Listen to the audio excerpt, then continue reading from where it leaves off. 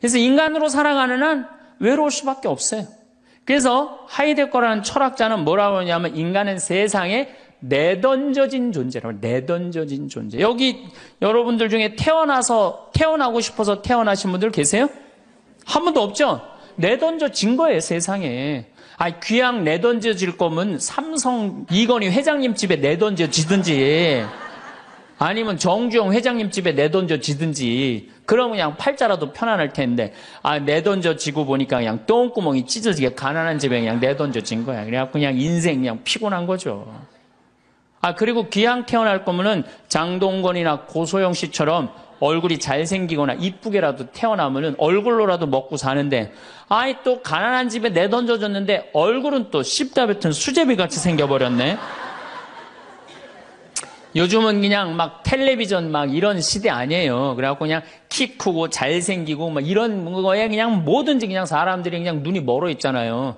근데 그냥 생긴 건 씹다 뱉은 수제비같이 그냥 이렇게 살아가는 사람들은 인생을 힘들게 살아갈 수밖에 없다는 거예요. 그런데 그런 사람들이 95%가 그렇다는 거예요. 오늘은 외로우십니까? 라는 주제로 강의를 하도록 하겠습니다. 여러분들 외로우세요? 안 외로우세요? 안 외로워요? 안 외로운 분들이 계세요? 외롭죠? 사실은 여기 계신 분들 중에 단 한 분도 안 외로우신 분은 없어요. 예, 아무리 행복한 사람이라도 문득 외로울 때가 있어요. 아무리 행복한 사람이라도. 여러분들 낙엽이 막 떨어지고 막 바람에 그냥 낙엽이 스산하게 막 날릴 때 그거 보면은 마음이 왠지 좀 쓸쓸하고 외롭지 않으세요? 예. 한 입을 덮고 사는 남편이 어느 날 그냥 등 돌리고 말도 안 하고 그냥 그러고 있으면은 외로워요, 안 외로워요? 우리 인간은요, 고독할 수밖에 없어요. 우리 인간은. 최진실 씨는 죽기 얼마 전에 인터뷰를 할 때 뭐라고 그랬느냐면 20년 동안 연애 생활을 하는 20년 동안 단 하루도 안 외로운 날이 없었다고 그랬어요.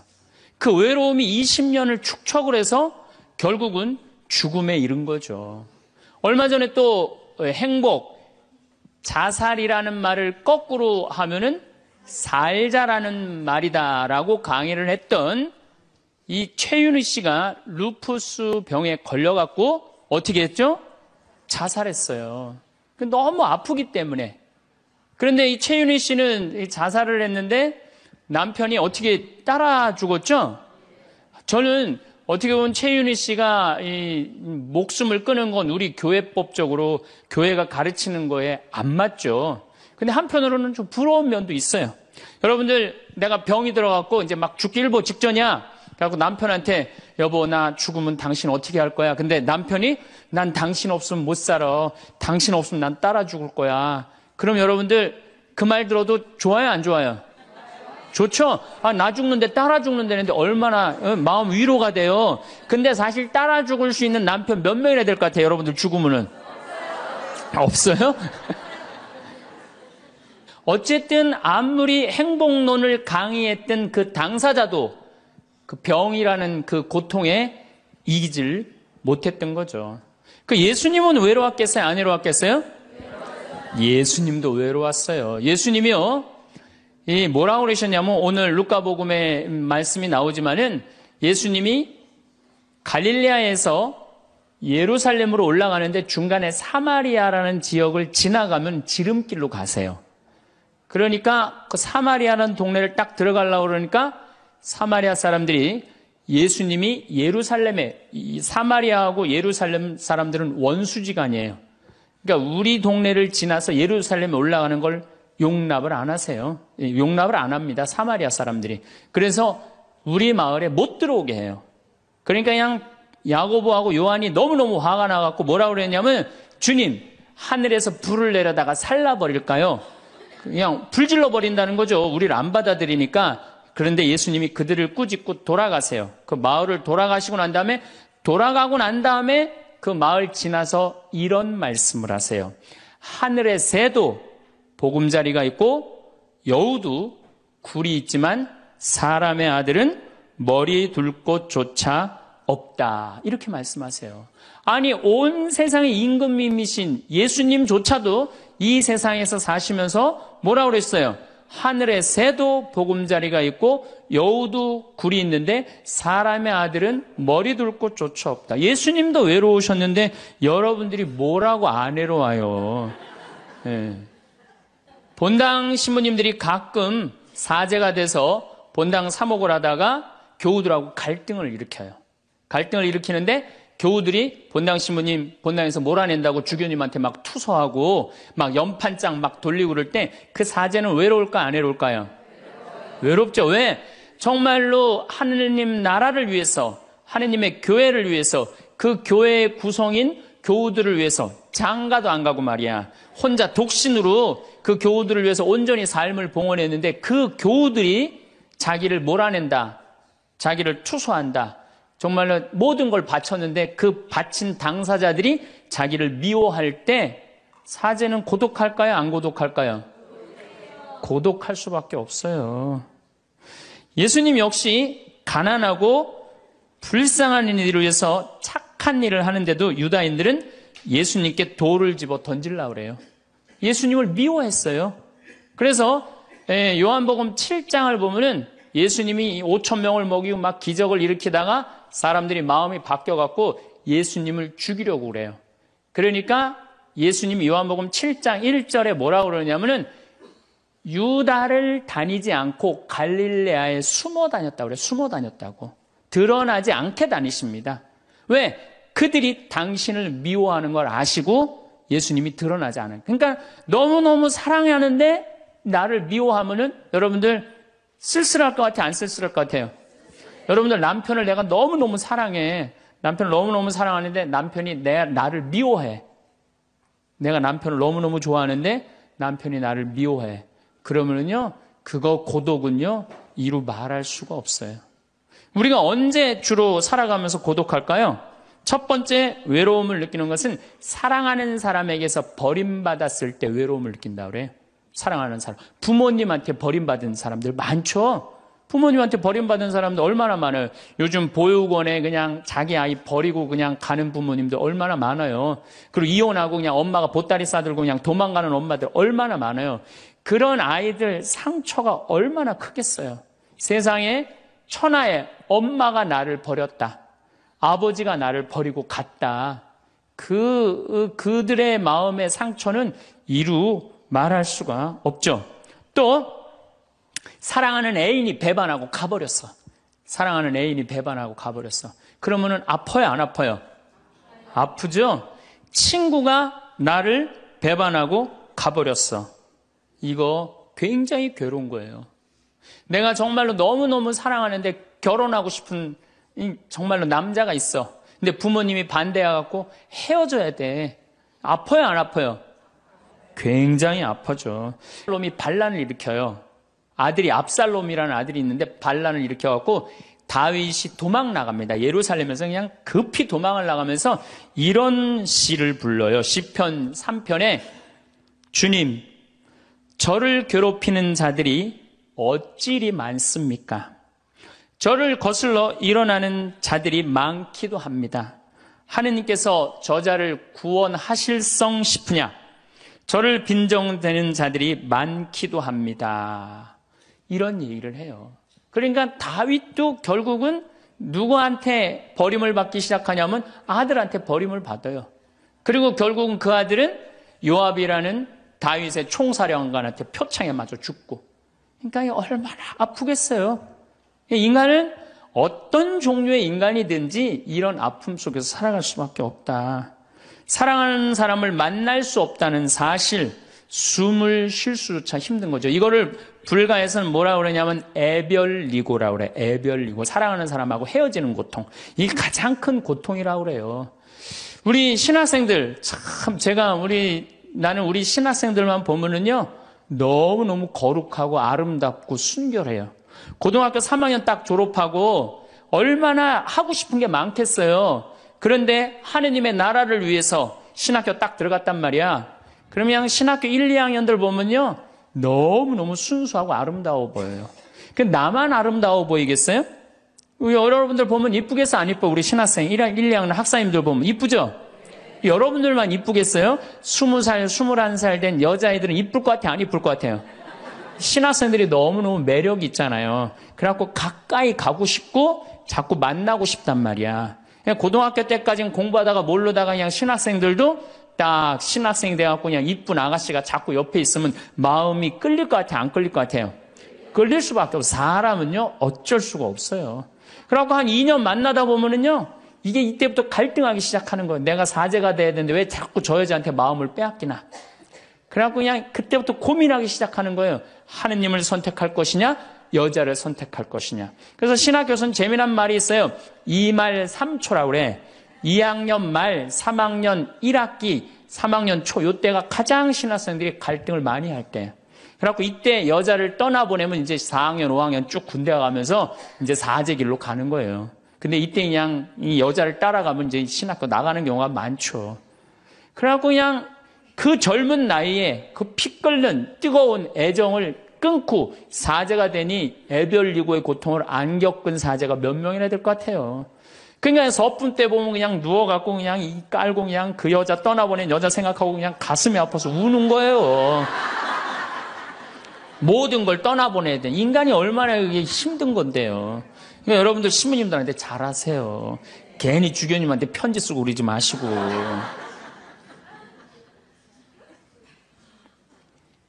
예수님은 마지막 날에 제자들이 예수님을 다 버리고 갔어요.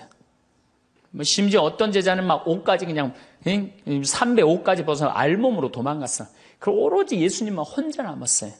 그러니까 예수님 외롭겠어, 안 외롭겠어요? 외롭죠. 그러니까 예수님은 이런 말씀을 하신 거예요. 하늘에 새도 보금자리가 있고 여우도 굴이 있는데 사람의 아들은 머리 둘 곳조차 없다. 그건 맞는 말씀이에요.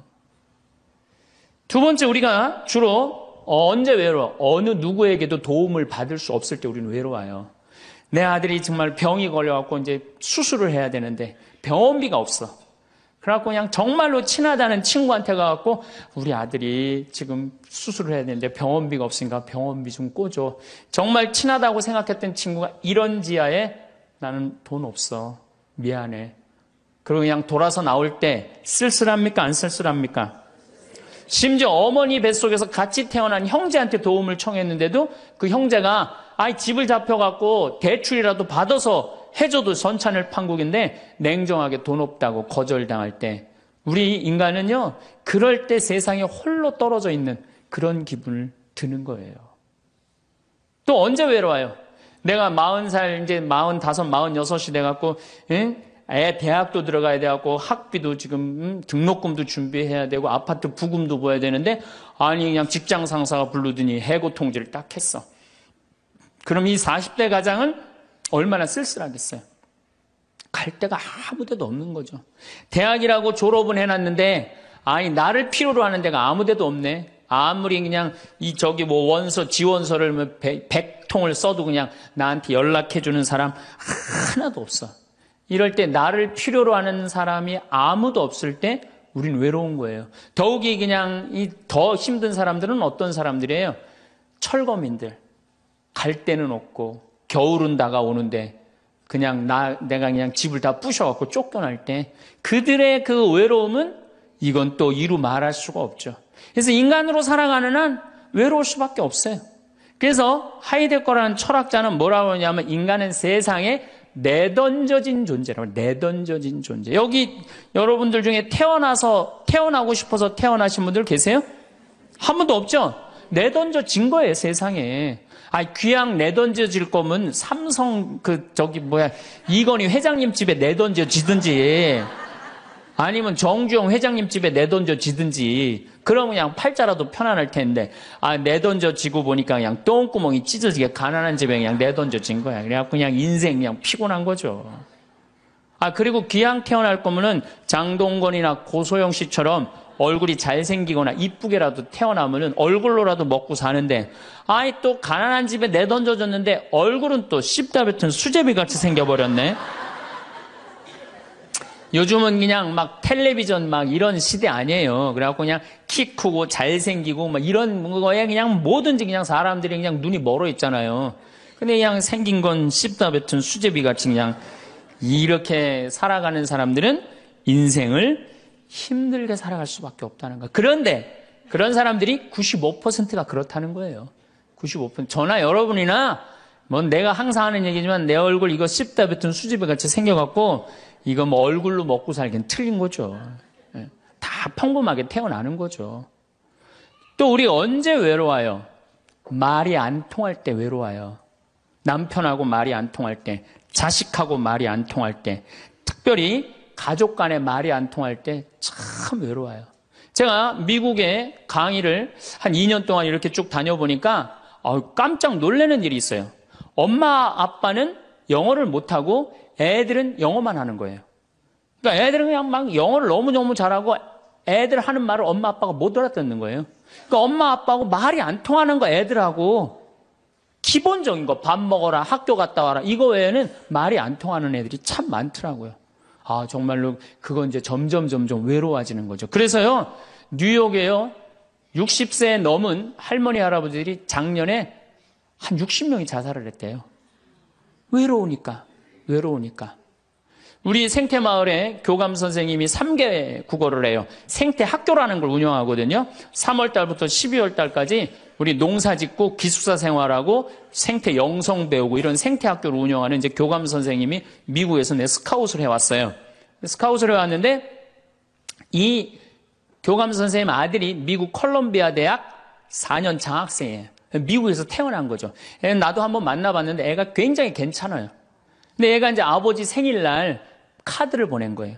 한글을 배워서 삐뚤삐뚤한 글씨를 써갖고 편지를 보냈는데 딱 3줄 보냈어요. 아버지 사랑합니다. 아버지 생일 축하합니다. 그리고 맨 끝에 뭐라고 썼느냐면은 네 아들 윤진이가 이렇게 해서 보냈더라고요. 말이 안 통하는 거지. 말이 안 통하는 거지. 한국에서 보면은 그런데 이게 미국 사회에서만 서로 말이 안 통하는 게 아니야. 한국에서도 퇴근을 했는데 부인이 남편을 투명인간 취급하는 부인들 많아요. 들어오거나 말거나 말도 안 하고 그냥 밥 차려놨으니까 먹으라고 그러고 사람 그냥 투명인간 취급하는 경우 많죠. 그렇죠? 자식들도 집에 와서 엄마 아버지한테 다소곳하게 하지 않고 자기 방에 쑥 들어가고 하루 종일 한 가족이 집에 살면서 5분 이상 대화를 안 한다는 거 아니에요. 이게 말이 안 통하니 이 집이 외롭겠어요? 안 외롭겠어요? 모이면 하루에 있었던 일 얘기하고 서로 그냥 다정하게 대화를 나눠야 되는데 우리가 지금 말이 안 통해 서로. 그 외로울 수밖에 없죠. 또 언제 외로워요? 이게 이제 저하고 여러분들하고 공통적으로 느끼는 거예요. 늙어가는 걸 느낄 때. 내가 뭔가 하나씩 뺏겨가는 걸 느낄 때 그때 외로워요. 내 젊음이 하나하나 떨어져 가는구나. 제가 굉장히 눈이 좋았어요. 1.5, 어떨 땐 2.0까지 나왔어요. 근데 요즘 핸드폰에 메시지가 오면은 일단은 내가 인상을 써요. 인상을 쓰고 이렇게 멀리 보기 시작해. 안 보이는 거, 글자가. 심지어는 내 동창들은요, 돋보기를 쓰는 동창들도 있어요. 벌써. 그래서 너 왜 돋보기를 쓰냐고 하니까 노안이 와갖고 신문이 안 보이는 거예요. 그 돋보기를 쓰고 있는 동창을 보면요, 슬프더라고요. 늙어가니까. 제가 젊었을 때 몸에 테스토스테론이 흘러 넘쳤어요. 진짜 남자다웠어요. 그래갖고 내가 눈물이라고는 한 방울도 안 흘렸어요. 얼마나 눈물을 안 흘리냐면 고등학교 2학년 때 우리 어머니 아버지가 내가 신학교 들어가기 전까지는 성당에 안 다니셨어요. 그러니까 이해가 안 됐잖아요. 반대한다고 어머니가 막 약 먹고 자살하고 막 정말로 아버지가 그 막 죽어가는 어머니를 막 끌어안고 저를 보고 뭐라고 그랬느냐면 울면서 제발 신학교 안 간다는 소리 좀 해라. 내가 그랬는데도 눈물 한 방울 안 흘린 놈이에요, 내가. 물론 우리 어머니 아직도 안 돌아가셨어요. 아직도 안 돌아가시긴 했는데 이상한 일이 벌어졌어요. 내 몸에서 이제 테스토스테론은 안 나오고 남성 호르몬은 안 나오고 에스트로겐, 여성 호르몬이 나오는 모양인 것 같아요. 지난 2월 달에 우리 김연아 선수가 동계올림픽 금메달 땄잖아요. 따갖고 그냥 더욱이 또 우리 세례 받았잖아. 그냥 내 딸이 그냥 금메달 따갖고 그냥 동해물가 올라가는데 그냥 그 묵주 반지가 딱 보이는데 눈물 한 방울 딱 떨어지는데, 아니 김연아 선수 눈물 한 방울 떨어지는데 왜 내 눈에서 눈물 10방울이 떨어져? 자동이야, 자동. 요즘은 그냥 텔레비전에서 슬픈 것만 봐도 어떻게 돼요? 눈물이 뚝뚝 떨어져요. 내가 이제 늙어가고 있는 거예요. 네. 내 몸에서 이제 여성 호르몬이 나와갖고 자꾸 감성적으로 되는 거예요. 감성적으로. 반대로 여자들은 몸에서 이제 에스트로겐은 안 나오고 테스토스테론이 나와요. 남성 호르몬이 나와요. 그래갖고 50 넘은 여자들을 보면요, 여자 같은 여자는 하나도 없어요. 깡패 같은 여자들만 그냥 천재 있어요. 깡패 같은 여자. 그냥 몸에서 근데 에스트로겐이 빠져나가면은요, 여성 호르몬이 빠져나가면은요, 기억력도 같이 빠져나간대. 기억력도. 그래갖고 그냥 장을 보러 나가야 되는데 그냥 지갑을 어디다 놔뒀는지 알 길이 없는 거야. 온 집안을 다 뒤져도 지갑이 없는 거예요. 그래갖고 열받는다고 냉장고 딱 열어보니까 김치통 위에다 지갑 딱 올려놔. 아이고, 내가 왜 이럴까? 내가 왜 이럴까?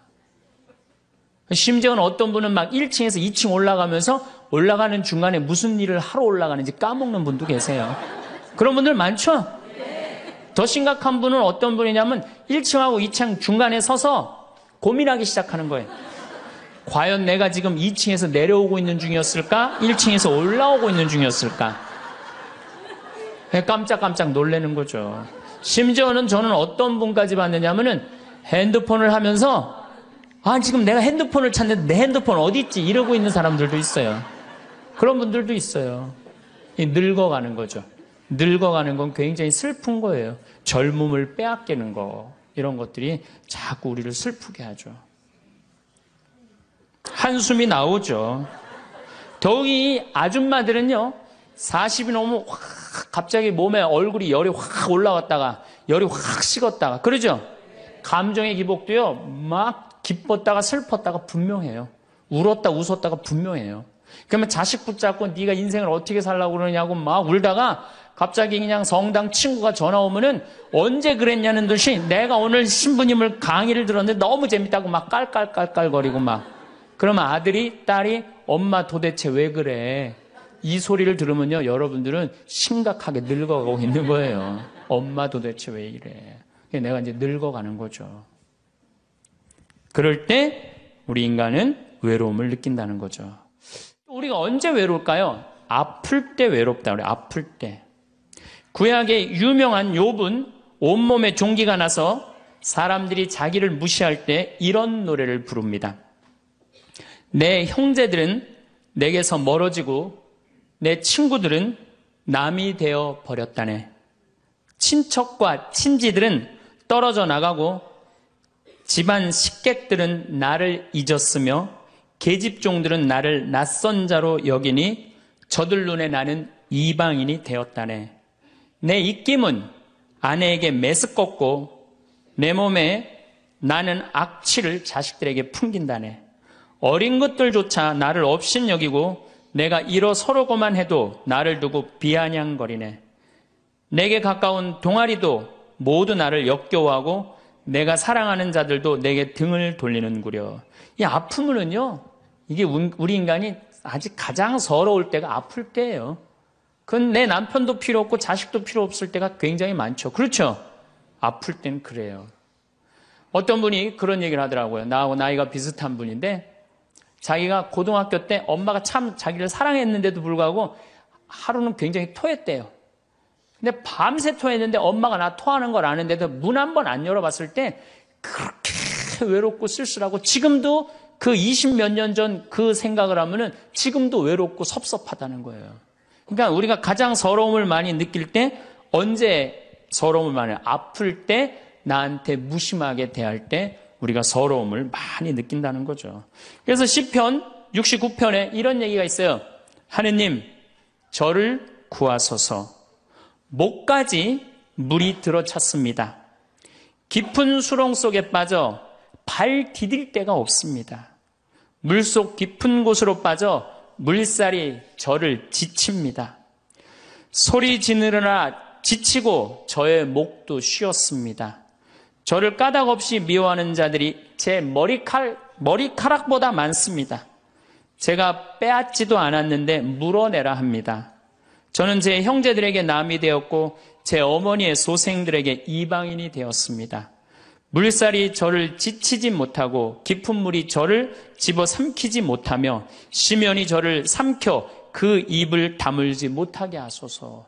인간은 이렇게 누구나 다 힘들고 외롭다는 거예요. 하다못해 같은 이불을 덮고 사는 남편도 내 마음 몰라주고 나 비난하고 몰아세울 때 우리는 외롭고 고독해서 극단적인 방법을 선택하기도 해요. 여러분들 어때요? 우리 여기 자매님들 많으신데 남편 생일에 미역국 끓여주고 자식 생일에 미역국 끓여주고 시부모 생일에 미역국 다 끓여줬어. 근데 정작 내 생일을 미역국 끓여주는 사람 있어요? 네, 없죠? 그래도 내 생일인데 그래도 그냥 생일이니까 그냥 미역국 자기가 이제 끓이는 거야. 근데 아무도 몰라. 미역국 왜 끓였어? 그리고 앉아서 먹는데 그냥 그 미역국을 떠서 먹는데 눈물이 뚝뚝 미역국에 떨어져요? 안 떨어져요? 아무도 나를 몰라줄 때. 그래서 외로움을 많이 느끼는 분들이 여성 주부들이 많이 느낀대요. 애들은 공부하러 학교 다니고 남편은 직장 다니고 빈집을 지키고 있으면 그렇게 쓸쓸하대요. 그래서 이걸 뭐라고 그러냐면은 빈둥지 증후군이 있대요. 빈둥지 증후군. 빈둥지에서 그냥 혼자, 그냥 굉장히. 그러니까 40대, 50대 주부 우울증이 그렇게 많은 거예요. 네, 그분들이. 그런데 놀랍게도 독신으로 사는 여성보다는 결혼한 여성이 더 외롭대요. 독신으로 사는 혼자 사는 여자는 자기가 처음부터 외로울 거라고 생각을 하고 혼자 그냥 미역국 끓여 먹으면 당연하게 생각을 하는 거야. 근데 결혼한 사람은 바라는 게 많잖아요. 근데 남이 안 해주면 더 외로운 거야. 근데 놀랍게도 더 놀라운 건 뭐냐? 40대 자살률을 보면은 여자보다도 남자가 3배 더 많이 죽는데요. 그러니까 여러분들보다 누가 더 많이 외로움을 탄다고 생각하시면 돼요? 남자가 더 많이 탄다고 생각하면 돼요. 이 인간이 다 외로운 거야. 어떻게 보면 다 불쌍해. 여기 있는 분들 한 분 한 분 예수님 오면 다 안아줄 거야. 너 그동안 외로웠구나. 내가 안아주마. 다 그럴 거예요. 여기서는 웃고 있지만 막상 돌아가서 집에 가보면 눈물을 흘리는 분들 많을 거라는 얘기죠. 저는 외로울 것 같아요? 안 외로울 것 같아요? 저도 외로워요. 제가 92년도 철산성당에서 보좌신부, 경기도 광명 철산성당에서 보좌신부를 했는데 한 12월 15일쯤 됐어요. 아이들이 연합고사 본 날이에요. 그래갖고 저녁 먹고 이제 성당을 이렇게 산책을 하는데 지하실에서 뭐 난리도 아니에요. 뭐 의자 부시는 소리에 뭐 비명 소리에 정신이 하나도 없더라고요. 그래서 내려가서 보니까 아이들이 소주를 먹고 어떻게 하느냐면은 뭐 난리도 아니야. 뭐 자기네들끼리 의자를 부시고 끌어안고 울고 별놈이 다 있더라고요. 별놈이 다 있어갖고 니네들 도대체 왜 그러느냐? 저는 중학교 아이들이 술 먹고 담배 피는 거 내가 본당 신부할 때 나한테 걸려도 난 한 번도 혼낸 적이 없어요. 애들. 왜 혼낸 적이 없냐면 내가 중고등학교 때 술, 담배 다 했거든. 뭘 혼을 내. 그래서 야 니네들 사제관에 좀 올라와 봐라. 신부님이 혼내지 않고 사제관으로 올라오라고 그러고 딱 앉혔어요. 한 15명을. 남자 여자 다 앉아갖고 얘네들 도대체 무슨 일 때문에 이렇게 술을 먹고 성당 기물을 부시냐 얘기를 좀 해봐라. 그랬더니 마침 그 아이 중에 한 아이가 엄마 아빠가 이혼을 한 거야. 자기네들끼리 위로해준다고 마침 시험도 끝나고 소주를 지금이야 18도 19도지만 그때는 24도짜리 소주 아니에요. 중학교 3학년 애들이 그거 먹고 그냥 필름이 끊어진 거죠. 그래갖고 이제 앉혀갖고 그냥 귀양 나온 얘기니 니네들 인생을 한번 얘기를 해봐라. 이제까지 살아온 거. 그랬더니 애들이 그냥 15년, 16년 살아온 인생 그냥 나름대로 그냥 쫙 밤 12시가 넘은 거예요. 그래갖고 오늘은 너무 늦었으니까 니네들 귀양 이렇게 술이 취했으니 집에 가지 말고 신부님 집에서 자라. 사조관에서 15명 다 집으로 전화해라. 만약에 엄마 아빠가 뭐라고 의심을 하면 나를 바꿔줘라. 그래갖고 내가 몇몇은 내 통화를 해갖고 내가 오늘 재울 테니까 걱정하지 말라고. 그리고 애들한테 니네들 술은 이렇게 먹는 게 아니다. 그래갖고 내가 또 꼬냑을 또 한 병 꺼내갖고 한 잔씩 탁 따라주면서 아이들하고 정말로 다정한 얘기를 했어요. 그러니까 아이들이 너무 좋잖아요. 술을 먹었는데 혼을 내기를 하나, 또 신부님이 방에서 재워주지, 자기 얘기 다 들어주지. 그래서 내가 2월 달에 발령을 받아갖고 떠나는데 가지 말라고 애들이 일주일 동안 우는 거예요. 가지 말라고. 신부님 우리랑 살자고. 그래갖고 내가 발령 받아가는데 발령 받아가는 날 30명이 학교를 안 간 거예요. 가지 말라고. 그래갖고 제가 이제 수원으로 이제 발령을 받아갔는데 토요일만 되면은 전철을 타고 내려오는 거예요. 토요일만 되면은 30명이. 그래갖고 한 주, 두 주 오다 말겠지. 그런데 애들이 3개월 동안 계속 내려오는 거예요. 나보고 싶다고. 생각해보니까 이렇게 하면 안 되겠더라고. 이렇게 끌고 다니다가는 10년 후에는 한 3,000명 끌고 다니겠더라고요. 그래서 사제는 본당을 떠나면은 인연을 끊어야 되는구나. 그때 깨달았어요. 그 다음 사제가 정말로 사목을 잘할 수 있도록 떠난 본당에 일체 연락하면 안 되고 떠난 본당 사람들하고 어울리면 안 되는구나. 그때 깨달았어요. 그래갖고 제가 이제 평택에서 이제 비전동 성당이라고 5년 초대 본당 신부를 했어요. 초대 본당 신부 했으니 교우들하고 얼마나 친했겠어요. 그 다음에 경기도 광주에서 능평 성당이라는 거 거기도 또 초대 본당 신부 5년을 했어요. 10년을 본당 신부를 하고 제가 지금 강원도 평창에 이제 갔잖아요. 6년 전에. 평창에 갔는데 내 첫 영명 축일 때 교우들이 신부님 축일 축하한다고 몇 명이나 왔냐면 200명이나 온 거예요. 기분이 너무너무 좋더라고요.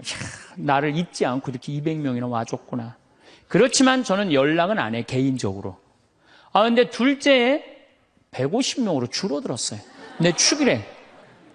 셋째에는 100명으로 줄어들더라고요. 뭐 계속 연락은 안 하니까 넷째 해는 50명으로 줄어들었어요. 작년에는 30명으로 줄어들더니 올해 내 축일에는 17명이 딱 앞에 그냥 쭉 한 줄 앉아 있는데 외롭더라고요. 근데 사실은 그 200명에서 17명까지 줄어들 때 누가 연락을 안 하고 산 거예요? 내가 연락 안 하고 산 거예요. 사실은 그 외로움을 누가 먼저 만들었냐면 내가 먼저 만드는 거예요. 여러분들 외로운 분들 보면은요, 사실은 어떻게 보면은 다 본인이 담을 쌓고 살기 때문에 외로운 거지 본인이 마음에 담을 허물면요 절대 안 외로워요. 근데 담 쌓고 사는 경우 많죠. 형제나 친척이 잘못하면은 내가 니네들하고 연락하고 사나 봐라. 그리고 딱 인연 끊어버리잖아요. 그러니까 우리가 외로움은 점점 우리를 더 힘들게 만들어요. 대한민국 사람들이 굉장히 외로운 것 같아요. 대한민국의 명장면이 하나 있어요. 저는 이해가 안 가는 장면 하나 있어요.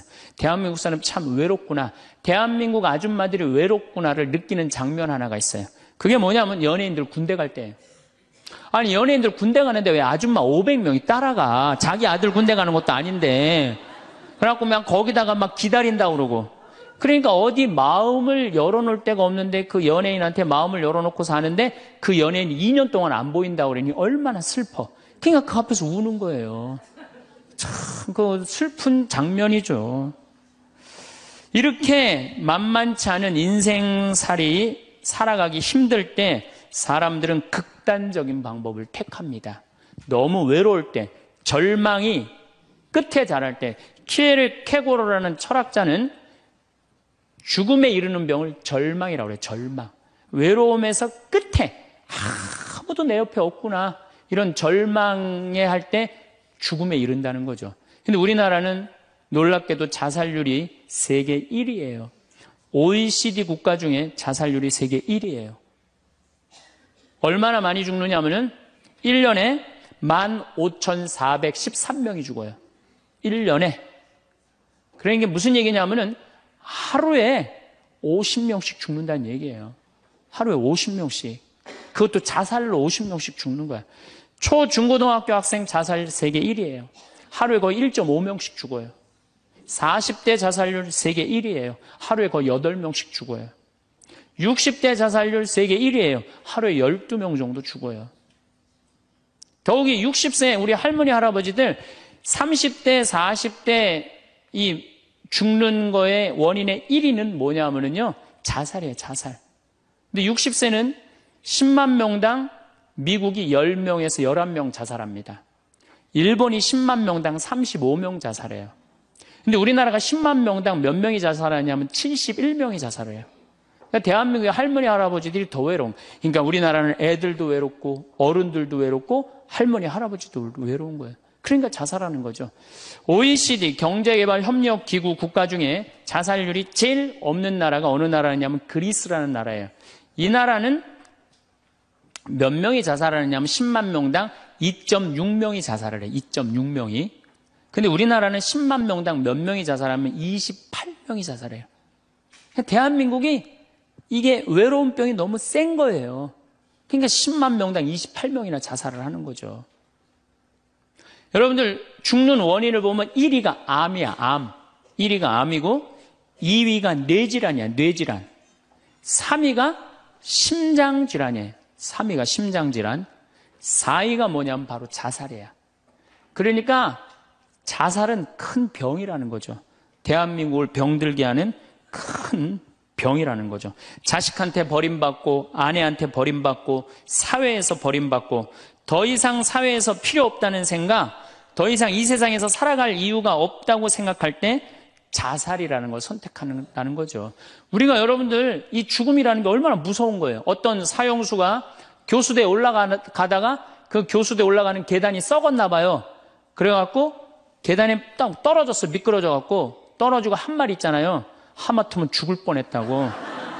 바로 죽기 직전까지 우리 인간은 무슨 끈을 놓지 않아요? 삶의 끈을 놓지 않아요. 그럼에도 불구하고 죽음을 선택한다는 건 그만큼 괴롭다는 거예요. 그러니까 대한민국에 자살이 많다는 이유는 뭐냐면은 누가 잘못 사는 거냐면 우리가 잘못 사는 거예요. 우리 종교인들이 잘못 살아서 그래요. 아니 그런 외로운 사람들 위로가 되려고 예수님이 이 세상에 왔는데 우리가 위로가 안 되는 거죠. 그러니까 그냥 끈이 없다고 생각하니까 그냥 목숨을 끊는 거죠. 얼마 전에 유명 교수님이 왕따 당한다고 목숨을 끊었어요. 또 서울대학 다니는 아이들도 외롭다고 죽는 아이들도 많아요. 그러니까 외로운 거는 못난 사람들도 외로움을 느끼지만 어떤 사람들도 외로움을 느껴요? 잘난 사람들도 외로움을 느껴요. 그래서 사람들은 이래요. 나는 미치도록 외롭다. 죽고 싶을 정도로 외롭다는 말을 해요. 미치도록 외롭다는 말. 여러분들 현대인들이요. 한 번은 60% 정도는 살아가면서 우울증에 걸린대요. 한 번은. 여기 계신 분들 중에 지금 군대 가는 아이들 멘탈 테스트를 해보면요. 한 50% 이상이 한 번은 제정신이 아닌 상태래요. 멘탈 테스트를 해보면은. 그러니까 여기 계신 분 두 분 중에 한 분은 지금 제정신이 아닌 거예요. 반은 제정신 아닌 상태로 지금 앉아 있는 거예요. 신부님, 저는 제정신인 것 같은데요. 그분은 완전히 도루신 분이에요. 왜 제정신이 아닌 상태에서 우리가 지금 살고 있느냐? 텔레비전 보면요. 기가 막힌 거 많이 나와요. 보험금 타먹는다고 한 10년 전에 자식 손가락 자른 아버지 생각나시죠? 네. 그리고 얼마 전에는 초등학교, 중학교 애들이 초등학교를 발로 차갖고 그냥 공중에 뜬 거 재밌다고 동영상 찍어갖고 올려놓은 그 제정신이에요? 제정신 아니에요? 제정신 아니에요. 부모가 자식 죽이고 자식이 부모 죽이고 남편이 아내 죽이고 아내가 남편 죽이고 이게 우리가 다 제정신이 아니에요. 100년 전 조선시대 사람들을 데려다 놓고 100년 전 조선시대 사람을 데려다 놓고 한번 여러분들 요즘 사회 뉴스를 한번 보게 하세요. 그 사람 미칠 것 같아요? 안 미칠 것 같아요? 근데 여러분들은 그거 매일 죽이고 살인하고 강간하고 뭐 아이들만 성추행하고 이러는 거 보는데도 여러분들 왜 안 미쳐요? 이미 어느 정도 미쳐 있어. 미쳐 있기 때문에 그걸 봐도 안 이상한 거예요. 그러니까 우리가 잃어버린 마음을 찾아야 된다는 거죠. 잃어버린 마음을. 그러니까 외로운 사람들끼리 서로 모여서 서로 위로가 돼야 되는데 외로운 사람들이 뭘 하느냐면 컴퓨터 게임에 미쳐 있는 거예요. 컴퓨터 다 사람은 안 만나고 기계만 만나는 거예요. 그러니까 더 미치는 거죠. 더 미치는 거예요. 그래서 우리가 이런 외로움을 극복하려고 그러면은 정말로 서로 사랑해야 돼요. 예수님 말씀처럼 우리가 서로 사랑해야 돼요. 서로를 배려해주고 서로를 신경 써주고. 근데 우리는 이게 서로 사랑하고 서로 배려해주는 게 부족한 거죠. 굉장히 이기적으로 사는 거죠. 이기적으로. 그럼 여러분들은 언제 외로움을 정말로 극단적으로 느끼느냐? 자식한테 기댈 때. 특히 여기 계신 여러분들은 언제 더 많은 외로움을 느끼냐면 늙어서 자식이 나한테 잘해주겠지. 이런 마음 먹는 분들은요. 외로워요. 딸이 나한테 잘해주겠지. 늙어서 나 용돈도 주고 내가 고생해서 키워놨으니까 나 호강시켜주겠지. 이런 생각하는 분들은요, 외로울 수밖에 없어요. 자식은요, 잘 키워도 소용없고 못 키워도 소용없는 게 자식이에요. 자식은 그저 고등학교 3학년 때까지 키우고 끝나야지 그 다음 욕심내면요, 여러분들 외로울 수밖에 없어요. 그러면은 못 키운 자식이 왜 소용없어요? 아니 그냥 중고등학교 때 속색이는 놈 커서도 속색이에요. 직장도 못 들어가고 그냥 빌빌거리고, 그리고 또 결혼해도 제대로 살지도 못하고 그냥 또 이혼해갖고 그냥 손자 그냥 나한테 맡겨갖고 힘들어. 그러니까 자식은 못 키우는 자식 소용없어요. 그러면은 잘 키우는 자식은 왜 소용없느냐? 잘 키운 건 더 소용없어요. 그냥 좋은, 여기 지금 서울대학 가까이 있잖아요. 며칠 전에도 내가 서울대학 가서 강의를 했는데, 똑똑해. 정말 누가 봐도 잘 키워놨고 잘라놨어. 빛이 번쩍번쩍 나. 서울대학 졸업하고 난 다음에 삼성에 취직을 했어. 그래갖고 아들이 양복을 입고 출근하는데 너무 보기가 좋은 거야. 그렇게 잘 논 아들일수록 더 여우 같은 며느리가 나타나갖고 낚아채 가는 거예요. 더 여우 같은 며느리가 낚아채 가는 거예요. 그럼 낚아채 가면 그날로 끝나는 거예요. 그날로. 그러니까 어차피 자식은 떠나게 돼 있어요. 어차피 자식은 떠나게 돼 있어요. 그러니까 여러분들 이제는 내가 자식한테 내 인생을 기대한다 생각하지 말라는 거예요. 더욱이 여러분들 자식들 정말로 사랑으로 키워요? 태어나갖고 자식들 사랑으로 키워요? 맨날 방에 가둬놓고 공부해라 그러지 않아요? 맨날 공부해라고. 그래서 여러분들 이 생각만 하면 돼. 내가 어렸을 때 자식하고 다정하게 맛있는 거 먹으러 다니고 놀러도 다니고, 그리고 난 다음에 대화도 막 늘 살갑게 한 엄마는 늙어서 자식이 먹으러도 다니고 놀러도 다니고 대화해줘요. 근데 어렸을 때 그냥 방에만 가둬놓고 매일 그냥 공부만 시키고 학원에 그냥 계속 가둬갖고 공부만 시킨 부모님들은 늙어서 자식이 어떻게 할 것 같아요? 방에 가둬놓고 밥만 먹이는 거, 밥만. 그리고 이제 완전히 이제 늙어갖고 움직이지 못할 때 어떻게? 학원에 그냥 계속 가두듯이 이제는 그냥 양로원에 그냥 가둬갖고 그냥 거기서 살라고 그래. 그냥 자식들한테 공부해라 그런 부모님들, 이거 심각하게 이거 고민해야 돼요. 그런 분들은 더 외로울 수밖에 없어. 더 외로울 수밖에 없어. 그러니까 보통 이제 초등학교 이제 1학년, 2학년 애들이 막 너무 6, 7살까지는 이쁘다가 초등학교 들어가면 막 공부를 안 하고 그러면요, 애들한테 엄마가 막 폭언을 하기 시작해요. 그래갖고 성적표를 받아왔는데 40점, 50점 이렇게 받아오면은 애들한테 그래요. 너 밥이 넘어가냐고. 어? 네가 잠이 오냐고. 너 지금 텔레비 봐야 되느냐고. 그래갖고 그냥 보통 공부 못하는 애들이요, 성격이 느긋한 애들이 공부 못해요. 내일 시험이라도 걱정 안 하고 느긋하게 있는 애들이 공부 못하는 거예요. 그렇죠? 그럼 그거 보고 있으면 엄마가 불이 나요, 안 나요? 그래서 느긋한 성격 가진 애를 그냥 괴롭히기 시작해. 욕을 해대는 거야. 초등학교 6년 욕을 한단 말이야. 그럼 애가 6년 지나가면 성격이 삐뚤어져요. 공부 못해도 우리 아들 착하다, 우리 딸 예쁘다, 우리 아들 성격 좋다. 그러면 6학년 때까지 성격 안 삐뚤어지거든요. 근데 6년 내내 엄마가 욕을 하는 거야. 너 같은 인간이 밥을 내가 너를 놓은 게, 내가 너 놓고 미역국 먹은 게 내가 후회된다 막. 이러니 6년 동안 애가 그냥 삐뚤어지는 거야. 이제 중학교 올라가면 더 삐뚤어지는 거죠. 중학교 올라가면 엄마가 더 극단적으로 아이하고 싸우는 거예요. 그러니까 중학교 되면 애가 엄마랑 같이 있고 싶지 않은 거예요. 그래서 어디 좀 놀러 가자고 그래도 어떻게? 엄마 아빠나 갔다 오라고. 외로울 수밖에 없는 거죠. 고등학교까지 되면은 완전히 빗나가게 되면 심한 아이들은 어떤 경우도 있느냐면요, 정신질환까지 앓는 아이들도 있어요. 심한 경우는. 그래서 보통 엄마들이 어느 정도로 우리가 정말로 한심하냐 하면은, 이제 자기 아이가 태어나면은 꿈에 부풀어 있는 거예요. 자기 아이가 천재인 줄 아는 거, 천재. 그래갖고 막 엄마, 아빠 그럼 막 천재가 말하는 것 같은 거야. 막 1살, 2살짜리. 그래갖고 내 아들 천재, 내 딸 천재라고 우유를 먹여도 아인슈타인만 먹여요. 천재 먹으라고. 아인슈타인 우유만 먹는 거야. 애가 그냥. 그래갖고 그냥 초등학교 들어갔는데, 이놈이 천재인 줄 알았더니 섞어 놓으니까, 아인슈타인 정도는 아닌 것 같아. 그래서 우유를 바꿉니다. 서울 우유로 바꾸는 거야. 서울 우유로. 그래서 서울대학은 가라고 서울로 바꾸는 거야. 6년 동안 서울이 죽으라고 먹였어. 근데 중학교 올라갔더니 이게 컴퓨터 게임에 빠지기 시작하네. 그래갖고 그냥 성적이 보니까 이거 뭐 영 아닌 것 같아. 그래서 엄마가 마음을 또 바꿔. 연세우유로 바꿔. 연세우유로. 고등학교 들어가 보니까 이건 뭐 진짜 아니야. 그래갖고 그래도 엄마가 포기를 못하고 무슨 우유를 먹이냐면 건국 우유를 먹어요. 건국 우유를. 근데 사실은 이 우유까지는 괜찮아요. 건국 우유까지 서울에 있는 학교에 가면요. 서울대학이에요. 이 지방에 다 가거든요. 고등학교 3학년 때는 이건 건국 우유도 안 될 것 같아.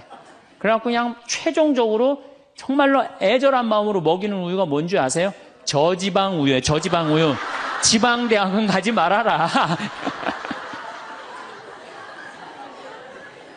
여러분들, 얼마 전에 어떤 아이가 자기는 예술고등학교 가고 싶은데 엄마 아빠가 판검사 되라고 어떻게 애를 괴롭힌 거예요. 그러니까 애가 그냥 불을 질러갖고 엄마, 아빠, 여동생, 할머니까지 다 죽었잖아요.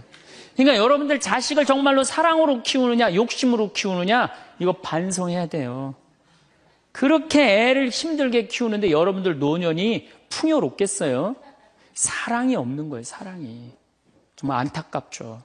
그래서 우리들이 그 아이들이 자기가 능력이 자꾸 깨져가는 걸 느낄 때 우리는 쓸쓸하고 외롭다는 거죠. 그때 누가 위로가 돼야 돼? 엄마들이 위로가 돼. 우리 아들 괜찮아. 정말 착하고 하느님 찬양하고 하느님 사랑하고 매일매일 성실하면 살면 돼. 그걸 전해줄 때 여러분들 노년은 안 외로워요.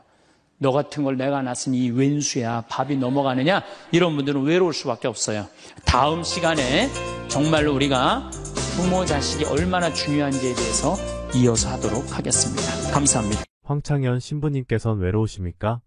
1부에선 사랑하는 사람에게 버림받았을 때, 아무에게도 도움을 받을 수 없을 때, 나를 필요로 하는 사람이 아무도 없을 때, 말이 통하지 않을 때, 늘어가는 것을 느낄 때, 아플 때, 외로움을 많이 느끼게 된다 말씀하셨듯이 아무리 행복해도 외롭다는 말씀에 너무 공감했습니다.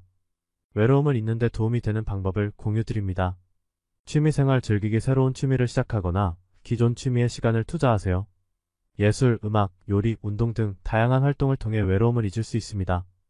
운동하기 규칙적인 운동은 신체 건강뿐만 아니라 정신 건강에도 좋습니다. 운동을 통해 엔돌핀이 분비되어 기분이 좋아지고 외로움을 덜 느끼게 됩니다. 자원봉사활동 참여하기 자원봉사활동을 통해 다른 사람들을 돕는 경험을 하면 외로움이 줄어들고 보람을 느낄 수 있습니다. 톡쏘하기 책을 읽는 것은 지식을 쌓고 다른 세상에 몰입할 수 있는 좋은 방법입니다. 흥미로운 책을 통해 외로움을 잊어보세요. 명상 및 요가 명상과 요가는 마음의 평화를 찾고 스트레스를 줄이는 데 도움이 됩니다. 규칙적으로 실천하면 외로움을 극복하는 데 도움이 됩니다. 친구 및 가족과 연락하기 가까운 사람들과 연락을 유지하세요. 전화나 메시지를 통해 소통하고 만남을 계획하면 외로움을 덜 느낄 수 있습니다. 온라인 커뮤니티 참여하기 공통의 관심사를 가진 사람들과 온라인 커뮤니티에서 소통해보세요. 비슷한 취미나 관심사를 가진 사람들과 교류하면 외로움이 줄어듭니다. 자신을 돌보기 규칙적인 수면, 건강한 식습관, 적절한 휴식 등 자신을 돌보는 데 신경 쓰세요. 신체적 건강이 정신적 건강에 큰 영향을 미칩니다. 목표 설정하기 단기 및 장기 목표를 설정하고 달성하기 위해 노력하세요. 목표를 이루는 과정에서 성취감을 느끼고 외로움을 덜 수 있습니다. 이 방법들을 통해 외로움을 극복하고 더 행복하고 만족스러운 삶을 누리시길 바랍니다. 오늘도 건강과 평안이 함께. 감사합니다. 7종류의 아내가 있다고 그래요. 첫째, 남편을 죽이는 아내가 있대요. 더러운 마음을 가지고 남편에 대한 사랑이 없고 남편을 업신여기는 아내. 아내가 권력 있으면 남편이 모든 것을 참고 침묵하기 때문에 그 참느냐고 빨리 죽는데요.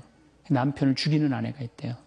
두 번째는 도둑과 같은 아내가 있대. 남편이 힘들게 돈 벌어갖고 오면은 그거 그냥 막 써갖고 그냥 살림살이 엉망으로 하는 아내. 도둑과 같은 아내. 셋째, 주인과 같은 아내. 주인 행세하는 거죠. 그래갖고 그냥 자기는 일 안 하고 남편 막 시키는 주인과 같은 아내가 있고. 그 다음에 네 번째는 어머니와 같은 아내가 있대요. 항상 남편을 사랑하며 자식 대하는 것처럼 남편을 보호해주는 아내가 있대요. 그 다음에 누이 동생과 같은 아내. 남편을 섬기기를 다하고 자매와 같은 귀여움을 떨고 애교를 떠는 그런 누이 동생과 같은 오빠 하면서 그런 아내가 있다는 거예요. 그 다음에 친구 같은 아내가 있다는 거예요. 직장에서 마치고 피곤해서 돌아오면은 남편을 반가이 맞이해주고 술 한잔을 하면서 하루를 이야기를 나누는 친구 같은 아내. 그 다음에 이건 시대에 좀 안 맞지만은 종과 같은 아내, 남편을 극진히 섬기는 아내가 있다는 거예요. 여러분들은 7번째 중에 몇 번째에 들어가세요? 우리 인간들은 사실은 사랑이 없을 때 외롭죠. 근데 여러분들, 자식이 부모를 사랑하는 게 클까요? 부모가 자식을 사랑하는 게 클까요? 제가 다녀보면요, 다 부모가 자식을 사랑하는 게 크다고 착각하고 있어요. 근데 3살, 4살, 5살 때만 해더라도 누가 더 부모를 사랑하느냐면 자식이 더 부모를 사랑한대요. 왜냐하면 여러분들 3살, 4살, 5살 된 아이들은 누구밖에 없어요? 엄마밖에 없잖아요. 그래갖고 그냥 엄마 치마 붙잡고 그냥 온 데를 다 따라다니잖아요. 근데 엄마는 그때 아이 모임에도 나가야 되고 그냥 여기저기 다녀야 되는데 그냥 딸, 아들이 그냥 계속 매달려 있으면 귀찮아요, 안 귀찮아요? 귀찮을 때 있죠? 그래서 한마디 해도 얜 잠도 없냐고, 좀 가서 좀 자라고. 그래도 그냥 계속. 그러니까 아이가 엄마 아빠를 너무너무 좋아해. 엄마 아빠하고 같이 있고 싶어. 근데 누가 밀어내기 시작하냐면 부모가 밀어내기 시작하는 거예요.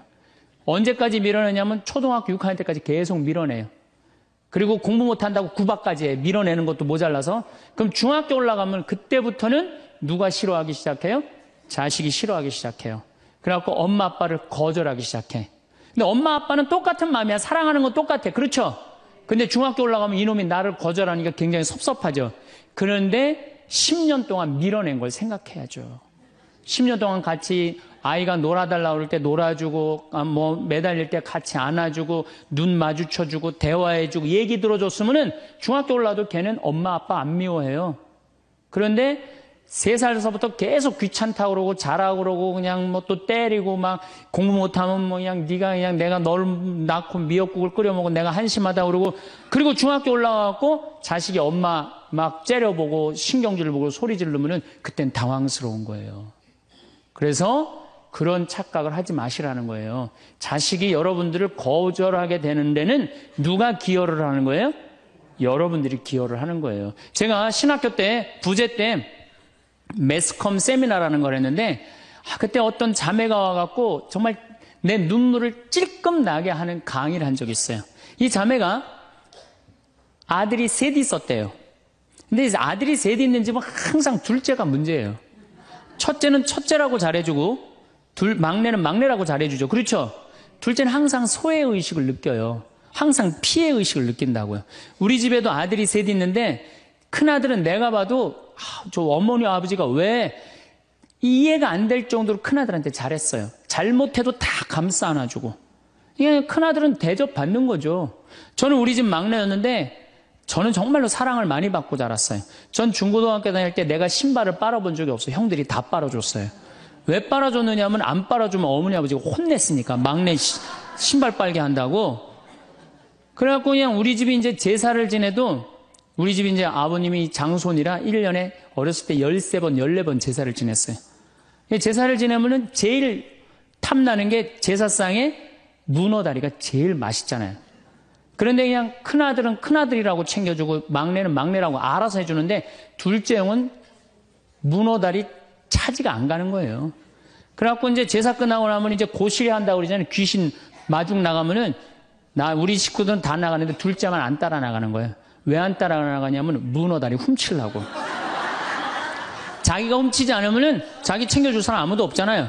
우리 둘째 형은 제사가 지나고 1주일이 지나도 2주일이 지나도 문어다리 물고 다녀요. 자기 어디다 감춰놨는지 모르는데. 그래갖고 제가 지금 얼마 전에 한 2년 전인가 설날 집에를 갔어요. 마침 설날은 제사를 지내니까 가갖고 물어봤어요. 아직도 둘째 형 문어다리 훔치느냐고 그랬더니 형하고 누나가 오늘도 문어다리가 없어졌다는 거예요. 그거 훔친 거지. 그러니까 50이 돼서도 그 어렸을 때 자기가 소외된 거, 피해의식을 보상받고 싶은 거예요. 이 집에 이제 아들이 이제 중학교 3학년, 초등학교 6학년, 초등학교 3학년 세 아이가 있었대요. 근데 마침 그날은 초등학교 6학년 둘째 아들만 집에 있었대요. 그래서 이 자매님이 남편한테 여보, 둘째 아이 좀 데리고 목욕탕에 들어가서 목욕 좀 시키라고. 그래갖고 뭐 아빠도 뭐 집에 있으니까 둘째 아들 이제 목욕을 시킨다고 목욕탕에 들어갔대요. 근데 5분이 지났는데 남편이 얼굴이 새빨개져갖고 막 뛰쳐나왔대. 옷도 제대로 안 입고. 당신 왜 애 목욕시키라고 했더니 왜 뛰쳐나오냐? 당신 먼저. 여보, 내가 목욕을 하러 들어갔는데, 저놈이 이상한 말을 한다는 거예요. 그래서, 무슨 말을 하느냐고? 아니, 나도 벗고, 이제 자기도 이제 둘째 아들도 옷을 벗었는데, 딱 옷을 벗었는데, 둘째 아들이 눈을 똑바로 뜨고 아버지한테 그러더래요. 아버지도 벗고, 나도 벗었으니까, 우리 남자 대 남자로 아무것도 안 걸쳤으니까 솔직하게 말 좀 해보자고.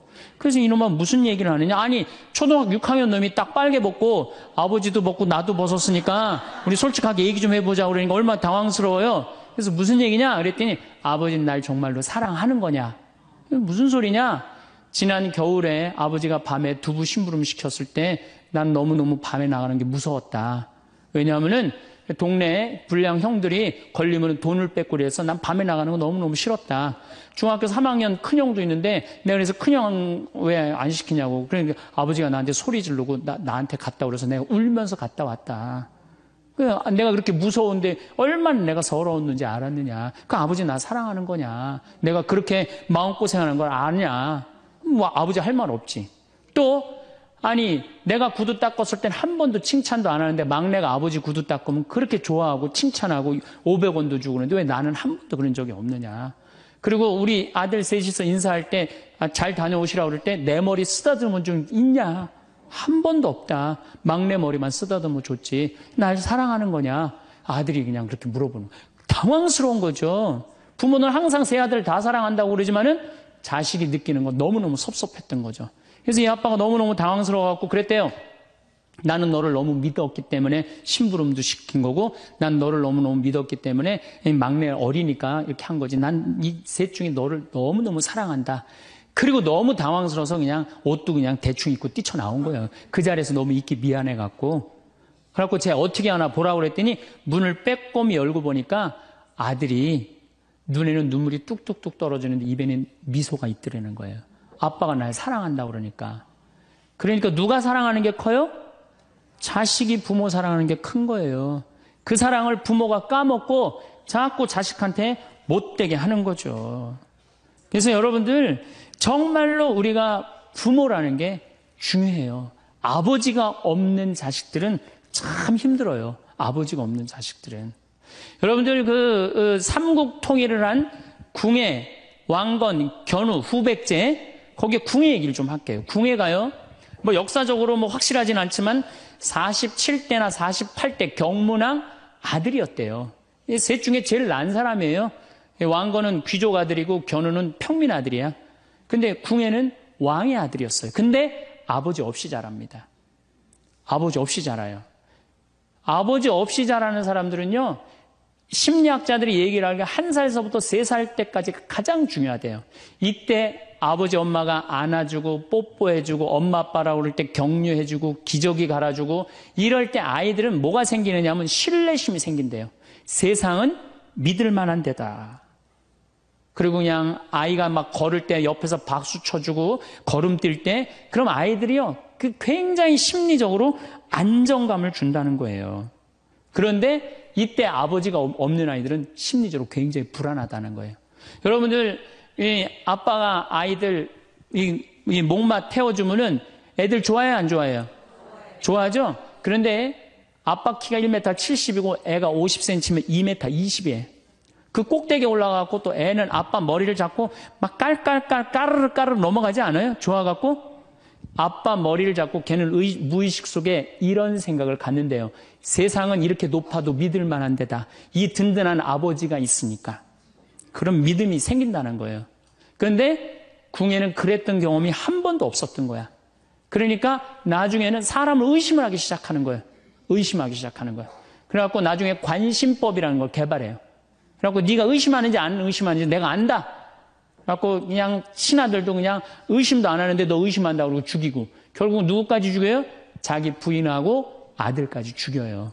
그리고 마지막으로 쓸쓸한 최후를 맞이해요. 신부님, 나는 우리 남편이 일찍 죽어갖고 우리 애들 그냥 혼자 키웠는데 너무 섭섭합니다. 아버지 없이도 훌륭하게 자라는 사람 간혹 있어요. 그게 누구냐면 오바마가 아버지 없이 자라잖아요. 할머니 손에서 얼마나 훌륭해요. 그렇죠? 그러나 일반적으로 보면은 그렇다는 거예요. 아버지가 굉장히 중요한데 근데 슬픈 거는 우리나라는 아버지가 있어도 없는 것 같아요. 아버지가 있어도. 애는 학원 다니냐고 그냥 정신 팔려가고 아버지는 돈 번다고 해갖고 서로 사랑을 쌀 시간이 없는 거예요. 서로 사랑을 쌀 시간. 그런데 이 아버지와 끈이 굉장히 기가 막힌 분이 한 분 계세요. 아버지와 자식 사랑이 아주 두터운 분이 한 분 계세요. 그분이 누구냐면 바로 예수님이에요.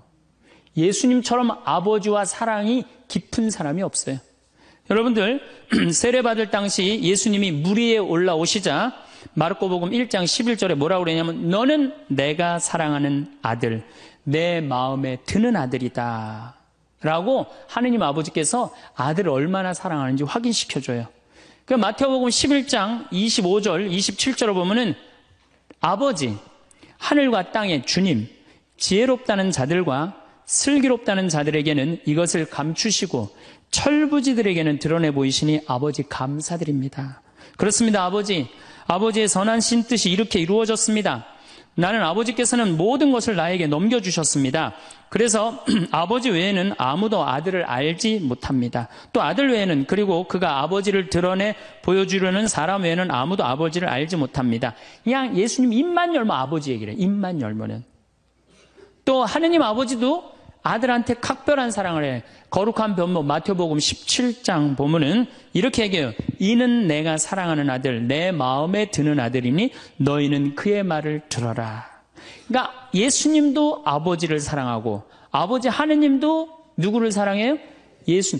그러니까 하늘에 새도 보금자리가 있고 여우도 굴이 있지만 사람의 아들은 머리 둘 곳조차 없다라고 굉장히 고독하셨음에도 불구하고 그 고독을 누구 때문에 극복했을까요? 하느님 아버지와 철저한 사랑의 끈으로 그걸 극복한 거예요. 여러분들 자식들이 세상 살아가기 힘들다 하더라도 그 든든한 아버지가 있는 자식들은요, 극복해 나가요. 든든한 아버지가 있는 자식들은. 또 요한복음 17장 하느님 아버지와 얼마나 깊은 사랑으로 묶여 있는지 잘 보여주는 구절이 있어요. 아버지, 세상이 생기기 전에 제가 아버지 앞에서 누리던 그 영광으로 이제 다시 아버지 앞에서 저를 영광스럽게 해주십시오. 그리고 이어서 이렇게 말씀하십니다. 아버지께서 제 안에 계시고 제가 아버지 안에 있듯이 그들도 우리 안에 있게 해주십시오.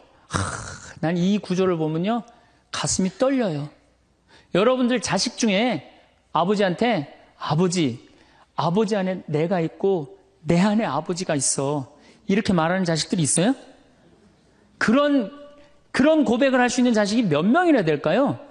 아버지 안에 내가 있고 내 안에 아버지가 있다. 예수님은 이렇게 아버지를 사랑했던 거예요. 의로우신 아버지, 세상은 아버지를 알지 못하였지만 저는 아버지를 알고 있습니다. 저는 그들에게 아버지 이름을 알려주었고 앞으로도 알려주겠습니다. 아버지께서 저를 사랑하신 그 사랑이 그들 안에 있고 저도 그들 안에 있게 하려는 것입니다. 예수님은 그 말씀을 하고 난 다음에 유다의 배반으로 붙잡히세요. 그러니까 예수님은 활동 시작할 때부터 아버지 얘기 시작해갖고 마지막 끝날 때까지 아버지 얘기한 거야. 아버지하고 이야기를 하는 거를 멈추지 않으십니다. 그리고 겟세마니 동산에서도 아버지와 끈끈한 사랑을 보여주시죠. 아버지, 하실 수만 있으시면 이 잔이 저를 비껴가게 해주십시오. 그러나 제가 원하는 대로 하지 마시고 아버지께서 원하시는 대로 하십시오. 요새 이런 아들이 어디 있어요? 제 뜻대로 말고 아버지 뜻대로 하세요. 이런 아들이 어디 있어요? 다 내 뜻대로 해달라고 그래요, 엄마 아버지가. 그렇죠? 근데 예수님은 하느님 아버지가 그렇게 기뻤던 거야. 맨 마지막에 아버지, 이 사람들을 용서하여 주십시오. 그리고 마지막으로 이런 말씀을 하십니다. 아버지, 제 영혼을 아버지 손에 맡깁니다. 그러니까 이 아버지와 철저한 끈으로 묶여 있었던 예수님은 그 마지막 제자들이 다 버리고 도망갔어도 그 아버지에 대한 사랑, 내 안에 아버지가 있고 아버지 안에 내가 있다는 그 기가 막힌 사랑으로 극복하시고 인류 구원의 문을 여신 거예요. 그렇다면 우리나라 아버지들도 이런 아버지가 돼야지. 자식들한테 이런 아버지가 돼야 되는데 이런 아버지가 과연 몇이나 있느냐. 저는 다행히 우리 아버지를 참 잘 만났어요. 전 참 아버지를 좋아해요. 나는 어렸을 때 추억이 아버지하고 매일 토요일 날 일요일만 되면 산에 가갖고 도토리 따고 밤 줍고 또 내가 망보고 아버지가 대추나무 올라가고 막 서리하고 막 이런 거 많이 했어요. 예. 그래갖고 막 걸려갖고 막 대추밭 주인한테 막 욕먹으면 그냥 얘는 누구냐고 그러면 우리 막내 아들이라고 그러면 그냥 막내 아들 데리고 좋은 거 가르쳐 준다고 그냥. 그리고 어렸을 때 아버지하고 추억 중에 웅덩이가 있어. 웅덩이. 거기에 퍼내면 그 미꾸라지. 그 진흙 안에 미꾸라지 그걸 잡아내는 정말 그런 추억들이요. 그러니까 지금도 80이 된 아버지를 보면 행복한 거예요. 그리고 시간만 되면 그 아버지 보러 가고 싶고. 그러니까 이제는 효도는 없어요. 뭐만 남아있어? 사랑만 남아있는 거예요. 추억만 남아있는 거예요. 자식하고 얼마나 좋은 시간을 많이 가졌느냐에 따라서 늙었을 때 안 외롭다는 거예요. 어렸을 때 자식하고 한 번도 놀아준 적이 없어. 10살 때까지 놀아줘야 된다는 거예요. 근데 10살 때까지 한 번도 놀아준 적이 없으면은 자식이 늙은 부모들 한 번도 같이 안 놀아준다 이거예요. 그러니까 늙어서 외로운 거는 자식이 못 돼서가 아니라 누가 싸놓은 업보야? 그렇죠. 그러니까 섭섭할 필요 없어요. 자, 그렇다면은 사랑이 없는 엄마, 사랑이 없는 아버지. 엄마도 없고 아버지도 없는 이 세대는 외로울 수밖에 없어요. 그리고 그들은 어차피 떠나게 돼 있어요. 그렇다면 여러분들 옆에 남아있는 건 누구밖에 없어요? 남편. 그렇죠. 50살에 자식들 떠나면 50부터 100살까지 여러분들 옆에 남아있을 수 있는 유일한 사람은 남편밖에 없어요. 근데 여러분들 그 남편한테 잘해요? 옛날에는요, 부모한테 자식이 전부였어요. 왜 옛날에는 부모한테 자식이 전부였느냐면 20살에 결혼해갖고 내가 40살이 되면은 자식이 20살이 돼요. 그러면은 되게 50살까지 밖에 못 살았어요. 그럼 자식이 몇 년 효도하면 되냐면 10년만 효도하면 돼요. 그러면 알아서 죽어줘 주니까. 그러니까 옛날엔 자식이 부모한테 애절해서 안 애절했어요. 애절했어요. 그리고 20살 먹은 아들이 왜 50살 먹은 부모한테 죽지 말라고 왜 그렇게 손가락 깨물어서 입에 단지해주고 허벅지 살 잘라갖고 울며 불며 죽지 말라고 그랬을까요? 20살 된 이 아들은 동생이 17살, 14살, 11살, 8살, 5살, 2살 동생이 줄줄이 있는 거야. 근데 엄마 아빠가 지금 죽으면 이거 누가 키워야 돼? 자기가 키워야 되니까 죽지 말라고 그러는 거예요. 죽어도 이거 누구까지 다 키우고 죽어? 막내까지 키우고 죽어라 이거야. 근데 만약에 우리 엄마 아버지가 막내까지 다 키웠다? 그러면 엄마 아버지 나이가 60이 되는 거예요. 그래서 60까지 산 부모한테 너무 고맙다고 차려준 잔치가 환갑잔치예요. 근데 이 환갑진갑 다 받아먹고 갈 생각을 해요 안 해요? 안 하잖아요. 이게 큰 문제예요. 그러니까 자식이 모시다가 지치는 거예요. 그러니까 부모 60, 70부터는요 부모 관심 없어요. 그러면은 50 넘어서는 누가 옆에 있어요? 남편밖에 없어요. 여러분들 지금 우리나라 100살 이상이 몇 명이냐면 2,500명이에요. 100살 이상이 90세 이상이 몇 명이냐면 9만 명이에요. 80세 이상은 몇 명이냐면 80만 명이에요. 70세 이상은 몇 명이냐면 240만 명이에요. 그러니까 이제 안 죽어. 안 죽어요. 여기 죄송하지만 60세 넘으신 분들 손 들어보세요. 손 들어 괜찮아요. 이게 문제라는 거예요. 이게. 자식은 이미 떠나 있고 50 넘었고 60 넘어갖고는 누가 옆에 있어요? 남편밖에 없어요. 그러면은 자식한테 잘해야 됩니까? 남편한테 잘해야 됩니까? 남편한테 잘해야 돼요. 우리나라는요 안사람 바깥사람 제도가 있어요. 그래갖고 안사람은 집에서 애 놓다 죽고 바깥사람 바깥에서 돈 벌다 죽었어요. 근데 이게 의술이 좋고 영양이 좋고 고생을 안 하다 보니까 바깥사람이 50이 넘어도 안 죽는 거야. 안 죽어갖고 직장에서 쫓겨나갖고 집안에 들어와서 안사람이 돼버려요. 딱 안방에 이제 들어앉아 있는 거죠. 예. 근데 집안에 들어와갖고 부인 일을 도와주면 좋은데 도와줘요 안 도와줘요? 안 도와주고 그냥 할 일 없으니까 마누라 하는 일 챙겨내 안 챙겨내요? 챙겨내죠? 이게 미치는 거지 그때부터. 젊었을 때는 맛있는 거 차려놓고 여보 일찍 들어와 그래도 생전 안 들어오더니 이제 50 넘어서면 굳이 집에 안 들어와도 되는데 때 따라 철 따라 집에 들어오네. 그러니까 여러분들이 자식들 품에 안하고 키울 때는 외로운지 몰라요. 그렇죠? 근데 자식 떠나고 나면은 체인징 파트너를 해요. 이쁜 자식은 떠나고 쭈글쭈글한 남편이 돌아오는 거야. 그런데 50부터 110살까지 살려면은 젊었을 때 같이 여행 다니는 추억도 있어야 되고 젊었을 때 사랑도 쌓여 있어야지 50 넘어갔고 100살까지 있고 추억 먹고 살 거 아니에요. 근데 그런 추억이 하나도 없어. 그 50 넘어갖고 와갖고 그냥 잔소리만 하고 그냥 그러면은 그 남편이 싫은 거예요. 그러니까 서로 한 집에 살지만은 각방 따로 쓰고 외롭게 사는 거죠. 그래도 여러분들은 괜찮아요. 여러분들은, 우리 신부들은요 진짜 불쌍해요. 생각을 해봐요. 20살에 신학교 들어갔어요. 그래서 30에 신부 돼요. 그래갖고 옛날엔 75세 은퇴였어요. 75세 은퇴? 75세는 그래도 괜찮았어요. 은퇴하고 그냥 거의 바로 이제 세상 떠나시니까 요즘 70세로 은퇴가 내려왔어요. 그리고 이제 65세로 내린대요. 65세 은퇴해도 된다. 이렇게 내린대. 왜? 서울교구 우리 보좌 신부님들 뭐 10년, 12년, 13년 하잖아요. 그러니까 빨리 은퇴할 사람 빨리 하고 보좌들 빨리 본당 내보내야 되니까 빨리 은퇴해라 이거야. 그러면은 65세부터 은퇴해갖고 우리 부관장 신부는 110살까지 산단 말이야. 그러면은 20살에 신학교 들어가고 65세까지 45년 혼자 살아. 그래갖고 65세 은퇴하고 110살까지 또 혼자 살아. 45년, 90년 혼자 사는 거야. 그래서 나는 우리 신부님들 은퇴시키는 거 반대하는 신부예요.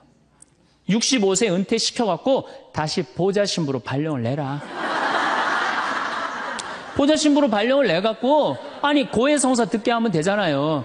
아 얼마나 여러분들 속에 있는 얘기하고 싶은 거 많아요. 그렇죠?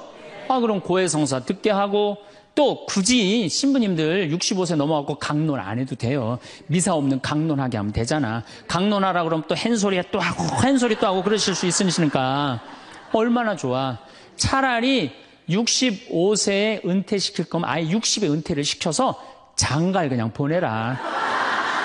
늙어선 좀 안 해롭게. 농담이에요. 농담. 우리보다는 여러분들이 훨씬 덜 외롭다는 거예요. 그렇지 않아요? 여러분들 남편도 있고 자식도 있고 손자도 있잖아요.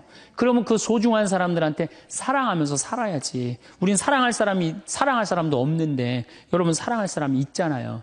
그럼 조금만 내가 잘하면 되는데 그게 안 되는 거예요. 우리나라 여자들이요. 이 세상이 너무너무 여자 살기 좋은 세상이 돼갖고 여자들이 지금 뭐가 뭔지도 모르고 살아요. 집에서 남편들, 여러분들 남편들이 200만 원, 300만 원 벌어갖고 돈 갖다 주잖아요. 여러분들 길 지나가다 보면은 여러분들 10,000원 주는 사람 있어요? 지나가는 남자가? 없죠? 남편은 200만 원, 300만 원 한 달 뼈 빠지게 갖고 갖다 주잖아요. 그럼 잘해줘야 될 거 아니야. 그렇지 않아요? 그것도 1, 2년 갖다 준 것도 아니고 20년, 30년 갖다 줬으면 잘해줘야 될 거 아니야. 근데 집에서 그런 기가 막힌 남편 왕대접 해줘요? 개 다음으로 대접해. 개 다음으로. 집에 마누라 자식 먹여 살린다고 이마가 땅바닥에 닿도록 인사하고 다니는 거예요. 여러분들 남편들 다 나가면 그래요. 그럼 집에서 왕대접 해줘야 될 거 아니야.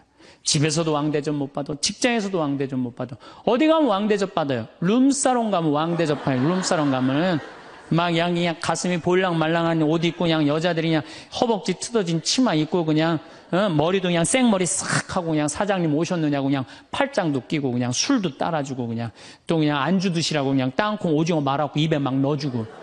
얼마나. 그러니까 30만 원, 40만 원 쓰는 게 안 아까운 거예요. 대한민국의 룸사롱으로 남자를 몰아내는 건 누가 몰아내는 거냐? 여자들이 난 몰아낸다고 생각해요. 여자들이. 마누라라는 게 아침에 출근할 때 보면 막 사자머리를 해갖고 막 귀신 눈을 해갖고 그냥 여보 다녀와 그냥 다녀오게 하고 난 다음에 다녀오라고 그래야지. 예쁘게 차려입고 문 입구에서 여보 다녀와. 그러면 내가 이렇게 이쁜 마누라 있는 집에 돌아와야 돼. 그런 마음으로 나가서 일할 거 아니야. 사자머리 밥도 제대로 안 챙겨주고 그냥 다녀오라고 그러고. 또 대한민국 남자들은 또 착해요. 또 다녀오랜다고 저녁에 여보 나 다녀왔어. 예. 근데 아직도 그냥 사자머리를 하고 그냥 텔레비 보고 앉아있으면 어느 남자가 집에 들어가고 싶겠어요. 그렇지 않겠어요? 그래서요, 부부는요, 사는 맛이 있어야 돼요. 사는 맛이. 50이 넘으면요, 남자가 테스토스테론은 없고 에스트로겐만 있어요. 여성 호르몬이 자꾸 나와요. 그래서 성적인 능력이 사라져요. 성적인 능력이 사라지니까 50 넘은 남자들은 무슨 낙으로 사느냐면 먹는 낙으로 사는 거예요. 먹는 낙으로. 그냥 50만 되면 말하는 거 좋아하고 먹는 거 좋아한단 말이야.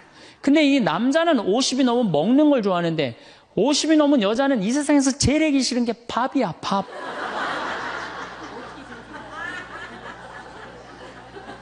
그러니까 그냥 둘이 사는데 왜 김치찌개를 끓여도 한솥 끓여. 그냥 하기 싫으니까 귀찮으니까 한솥 끓여갖고 그냥 다음날 아침에 그냥 그거 졸여갖고 아침상에 올려놓고 그냥 저녁엔 또 오늘같이 하루 피정하고 저녁에 이제 여보 나 저녁 집에 가서 먹을게 그러면 또 그거 볶아갖고 저녁상에 또 올려놓고 좀 회도 떠갖고 예? 여기 가깝잖아요. 회시장 가갖고 우럭 회 맛있잖아요. 매운탕도 떠갖고 소주도 한 병 사고 그래갖고 그냥 허벅지 틀어진 치마 이브닝 드레스도 하나 딱 입고 저녁에 남편 들어오면 여보 이거 내가 한 거야 딱 술 따라주면 남자가 얼마나 살맛이 나요. 사는 맛 나지 않겠어요? 예, 좀 신선로도 좀 해갖고 탁 하고 짜장면도 좀 만들어주고 베트남 국수도 좀 해서 주고 요즘 뭐 또 순대 또 그냥 유명한 데 많잖아요. 전화하면 택배로 다 보내주잖아요. 순대도 탁 썰어갖고 그냥 간 썰어갖고 그냥 소주 한 잔 탁 하고 신부님 무슨 돈으로 그런 걸 합니까? 애 휴학시키고 자식은 무슨 자식이야. 지금 누구밖에 없어요? 부부밖에 없어요. 애 휴학시키고 그렇게 하세요. 신부님 난 휴학시킬 자식이 없는데 집 잡혀요. 나이 드신 분들은 은행에 가고 집 잡혀가고 다 쓰세요. 자식 물려줄 생각하지 말고. 예. 그래야지 사는 맛으로 사는 거 아니에요. 그리고 부부는 사는 맛으로도 살아야지만 사는 멋으로도 살아야 돼. 사는 멋이 있다. 멋있게 살아야 될 거 아니에요. 근데 나는 제일 가슴 아픈 우리 자매님들이 어떤 분들이냐면은 자기를 꾸미지 않는 분들이에요. 이쁘게 좀 이쁜 옷도 사 입고 그래야 되는데 생전 자기가 무슨 군인이야? 집에 있어도 파마를 해도 꼭 철모 뒤집어 쓴 거 딱 1년 내내 풀어지지도 않는 거 쓰고 앉아갖고 그냥 생전 그냥 마누라라는 게 그냥 맵시 있는 옷 한 번 제대로 입지도 않고 그럼 남편이 사는 맛이 있어요? 사는 멋이 있어요? 좀 꾸며야죠, 본인이. 예쁜 옷도 좀 사서 입고, 좀 브릿지도 좀 넣었다가, 머리도 그냥 생머리도 했다가, 이쪽으로도 묶었다가, 저쪽으로도 묶었다가, 어느 날 좀 틀어도 올리고, 이래야지 그냥 남자가 사는 맛도 있고, 사는 멋도 있을 거 아니에요. 생전 그냥, 옷도 그냥, 신부님, 맵시가 있어야지 옷을 사 입죠. 그러면 좀 살도 좀 빼시고. 그냥 이건 벤지 엉덩이지 구분도 안 되는 그냥 몸매를 가지고 그러니까 그냥 몸빼바지만 계속 짚고 이 집에 있으면은 어느 남자가 집에서 가고 싶어요. 본인을 꾸미시라는 거예요. 그래서 남자는요, 사는 맛도 있고 사는 멋도 있는 거, 멋도 있어야 돼요. 그래서 예쁜 옷. 남편도 좀 꾸며주고. 남편도 좀 나비 넥타이도 좀 하고 남자가 50이 넘으면요 제가 지난 미국에 한번 강의를 갔는데 너무 멋있는 부부를 봤어요. 남편이 한 60쯤 돼 보이는데 식사를 같이 하려고 그러는데 남편이 살짝 머리가 벗겨졌더라고요. 근데 부인이 사각모를 탁 차에 하더라고요. 남편을 바깥에서 만났는데 딱 했는데 부인이 여보 이거 써 탁 씌워주는데 너무 멋있더라고요. 여러분들 앞 백화점에 가갖고 남편 좀 사각모도 좀 멋있는 거 좀 중절모도 멋있는 거 사서 탁 씌우면 얼마나 좋아. 그렇지 않아요? 옷도 이제 50이 넘으면요, 단색을 입어야 돼요. 노란색을 입든지, 초록색을 입든지, 아니면 빨간색을 입든지, 그래야지 좀 젊어 보이는데, 이거는 그냥 김치국물 떨어져도 안 보이는 체크무늬 사서 입혀갖고 그냥 1년 내내 빨아주지도 않고 그냥 맛도 없고 멋도 없는 거죠. 그래서 좀 무슨 돈으로 애 휴학시키고, 자식은 무슨 자식이에요. 여러분들 이제 50이 넘어가갖고요. 여러분들의 유일한 동반자는 누구밖에 없다? 남편밖에 없다. 그럼 남편한테 잘해줘야죠. 50이 넘으면 또 남자들도 문제는 문제예요. 이 남자는 50이 넘어가면 친구가 없어져요. 오로지 방에만 있는 거, 집에만. 근데 여자는 바뀌어, 또 성격이 바뀌고 50이 넘으면 친구가 너무 많아. 그냥 맨날 만나러 나가야 되는데 그냥 이 남자고 여자고 이게 서로 힘든 거죠. 또 그냥 50, 60 넘은 남자들은 씻지도 않아. 그냥 냄새 나고 그냥 이러니까 그냥 남편 옆에 가까이 가기도 싫은 거죠. 예. 근데 이 부부가요, 서로 애인같이 살아야 돼요. 우리 자매님들 자기를 애인같이 꾸며야 돼요. 그래갖고 언제든지 집에서도 깔끔하고 예쁘게 차려입으면 남자가 기분이 좋잖아요. 집도 좀 화분도 좀 예쁜 거 좀 해놓고 여행도 좀 다니고 둘이 공연도 좀 가고 극장도 좀 보러 다니고 이래야지 그냥 사는 맛도 나고 사는 멋도 날 거 아니에요. 그래서 제발 좀 성지순례 좀 가세요. 제가 여러분들한테 꼭 부탁하고 싶은 거는 옛날에 중세시대는요, 성제집 다 팔아갖고 갔어요. 다 팔아서 그냥 예루살렘 가는 걸로 끝나는 거예요. 거기서 죽어도 여한이 없다고. 그러니까 여러분들도 예수님 어제 복음에 자케오 얘기 나왔죠? 그 예리고 얼마나 좋아요. 그리고 그냥 갈릴레아도 좀 호수도 가보고 얼마나 좋아요. 신부님 무슨 돈으로? 휴학시키고 그 돈이면 충분해요. 한번 갔다 오면은요, 신앙이 틀려지거든요. 성지순례도 가고. 제가 지난 9월인가, 작년 9월에 성지순례를 한 40분 하고 갔다 왔는데, 어떤 형제님이, 70 먹은 형제님이 기가 막힌 말씀을 하시더라고요. 무슨 말씀을 하시냐면은, 내 강의를 듣고 집을 잡혀서 왔대요. 근데 가만히 생각을 해보니까, 집은 은행에 잡히면 대출을 해준대요. 은행에 잡히면 대출해주잖아요. 근데 나이는 대출해주는 데가 아무 데도 없대요. 여러분들 누가 나이 대출해줘? 한 살이라도 더 먹기 전에, 다리에 힘 풀리기 전에 갔다 오셔요. 그리고 내가 성지순례를 가면은 너무 행복해하는 거예요, 자매님들이. 그래갖고 나는 은혜 받아갖고 성제 갖고 그냥 성령을 충만히 받아갖고 10일 동안 저렇게 행복하고 그냥 은총에 그냥 가득한 줄 알았더니 12일 동안 밥을 안 하잖아, 밥을.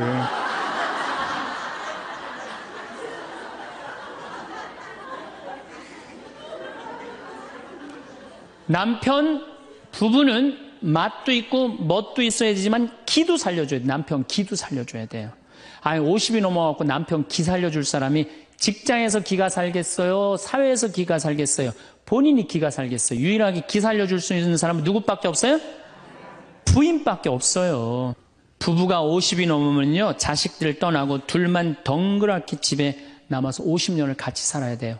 말을 정말로 남편 즐거운 말, 남편 좋은 말, 우리 남편 아직도 알통 튼튼하다. 우리 남편 아직도 어깨가 그냥 대유평 평야 같다. 이런 말 해주는 게 중요한 거예요. 그런데 그냥 말을 진짜 못해. 내가 2000년 역사상 말 진짜 못하는 놈 한 놈 알고 있어요. 어떤 놈 진짜 말 못하느냐면은 십자가상 예수님 십자가 위에 매달렸을 때 왼편의 강도. 진짜 말 못하는 놈이에요, 그놈. 이제 십자가 매달렸어. 너무 아파. 자기도 이제 죽기 일보 직전이고 옆에 구세주라는 사람도 옆에 있단 말이야. 그러니까 그냥 이 사람이 막 분이 치밀었나 봐요. 야, 네가 무슨 구세주냐? 네가 구세주라면 너도 살리고 나도 살려봐라. 너도 죽는 주제에 무슨 구세주냐? 그냥 막 욕을 해댄 거예요. 그러니까 예수님이 그냥 매달려갖고 아파 죽겠는데 이놈이 이상한 소리 하니까 대꾸도 안 해요. 대꾸도 안 해. 성서 보면은 그냥 가만히 계세요. 근데 내가 2000년 역사상 진짜 말 잘하는 사람 한 사람 알고 있어요. 그게 누구냐면 오른편 강도예요. 얼마나 말을 잘하느냐면은 그렇게 얘기를 하니까 이 왼편에 있는 강도 혼내요. 야, 이놈아, 니놈하고 나는 죽어도 싸. 강도짓을 했으니까. 근데 저분이야말로 무슨 죄가 있어. 가난한 사람, 병든 사람 함께 해주고 인간 사랑하신 분인데, 그리고 이 강도가 한마디 해요. 주님, 마지막 날에 저를 기억해 주십시오.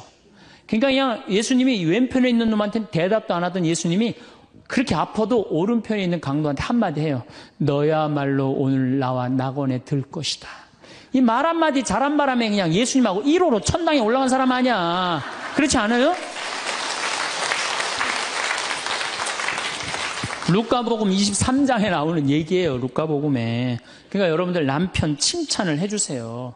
남편. 얼마 전에 제가 우리 동창 신부 아버님이 돌아가셔갖고 장례미사를 갔는데 마침 그날 어떤 동탄에 있는 본당 총회장님이 은퇴 신부님 10분을 초대해갖고 식사, 보고 초대를 했어요. 부인이 보고 요리를 할 줄 알아갖고. 그래갖고 이제 그 집에 가고 보고를 먹는데, 신부님들, 은퇴 신부님들 보니까 머리가 다 벗겨진 거 다. 머리가 다 벗겨져 갖고 있더라고요. 근데 내가 그날 마침 이제 장례미사를 해갖고 우리 주교님을 뵀는데 우리 주교님은 그래도 머리가 많이 나셔갖고 모자를 앞에다 쓰신 거야. 그래갖고 참 보기가 좋더라고요. 주교님이 아주 얼굴이 하얀이 선비같이 생기셨거든요. 그래서 내가 저녁 먹으면서 아유 신부님들은 이렇게 머리가 벗겨졌는데 우리 주교님은 아직도 머리가 나셔갖고 모자를 앞에다 쓰는데 참 보기 좋더라고. 그랬더니 은퇴 신부님 10분이 황 신부 주교님한테 가갖고 아, 이 샴푸 뭐 쓰는지 좀 알아봐 달라고 막 그러더라고요. 아, 그런데 우리 식사를 한 총회장님, 그 동탄의 총회장님이 신부님, 저는 40부터 머리가 완전히 벗겨졌는데 한 번도 머리 벗겨진 것 때문에 스트레스 받은 적이 없다는 거예요. 그게 무슨 소리냐? 그랬더니 자기 부인이 40에 본당 3옥 임원이었는데 3옥회를 하고 집에 들어오면 막 짜증을 내고 들어온대요. 그 문을 열고 딱 한다는 부인이 첫 입을 열어서 하는 소리가 답답해 죽을 뻔했다고. 아, 여보, 3옥회가 그렇게 답답해? 그러면, 그 부인이 그러는데, 여보, 나는 3옥회를 하는데 60이 먹은 그 본당의 회장님들이 머리가 빽빽하게 꽉 차 있으면은 그 머리를 보고 회의를 하면 가슴이 답답하다는 거야. 아, 그리고 이제 자기 남편을 보고 머리가 완전히 대머리인 남편을 보고 한마디 한대요. 이제야 가슴이 뻥 뚫린다고. 이게 얼마나 남편을 기를 살려주는 말이에요. 그렇지 않아요? 그러니까 여자는 맛도 있고 멋도 있고 누구 기도 살려줘? 남편 기도 살려줘야 되는 거예요. 부처님은요 7종류의 아내가 있다고 그래요. 첫째, 남편을 죽이는 아내가 있대요. 더러운 마음을 가지고 남편에 대한 사랑이 없고 남편을 업신여기는 아내. 아내가 권력 있으면 남편이 모든 것을 참고 침묵하기 때문에 그 참느냐고 빨리 죽는데요. 남편을 죽이는 아내가 있대요. 두 번째는 도둑과 같은 아내가 있대. 남편이 힘들게 돈 벌어갖고 오면은 그거 그냥 막 써갖고 그냥 살림살이 엉망으로 하는 아내. 도둑과 같은 아내. 셋째, 주인과 같은 아내. 주인 행세하는 거죠. 그래갖고 그냥 자기는 일 안 하고 남편 막 시키는 주인과 같은 아내가 있고. 그 다음에 네 번째는 어머니와 같은 아내가 있대요. 항상 남편을 사랑하며 자식 대하는 것처럼 남편을 보호해주는 아내가 있대요. 그 다음에 누이 동생과 같은 아내. 남편을 섬기기를 다하고 자매와 같은 귀여움을 떨고 애교를 떠는 그런 누이 동생과 같은 오빠 하면서 그런 아내가 있다는 거예요. 그 다음에 친구 같은 아내가 있다는 거예요. 직장에서 마치고 피곤해서 돌아오면은 남편을 반가이 맞이해주고 술 한잔을 하면서 하루를 이야기를 나누는 친구 같은 아내. 그 다음에 이건 시대에 좀 안 맞지만은 종과 같은 아내, 남편을 극진히 섬기는 아내가 있다는 거예요. 여러분들은 이 7번째 중에 몇 번째에 들어가세요?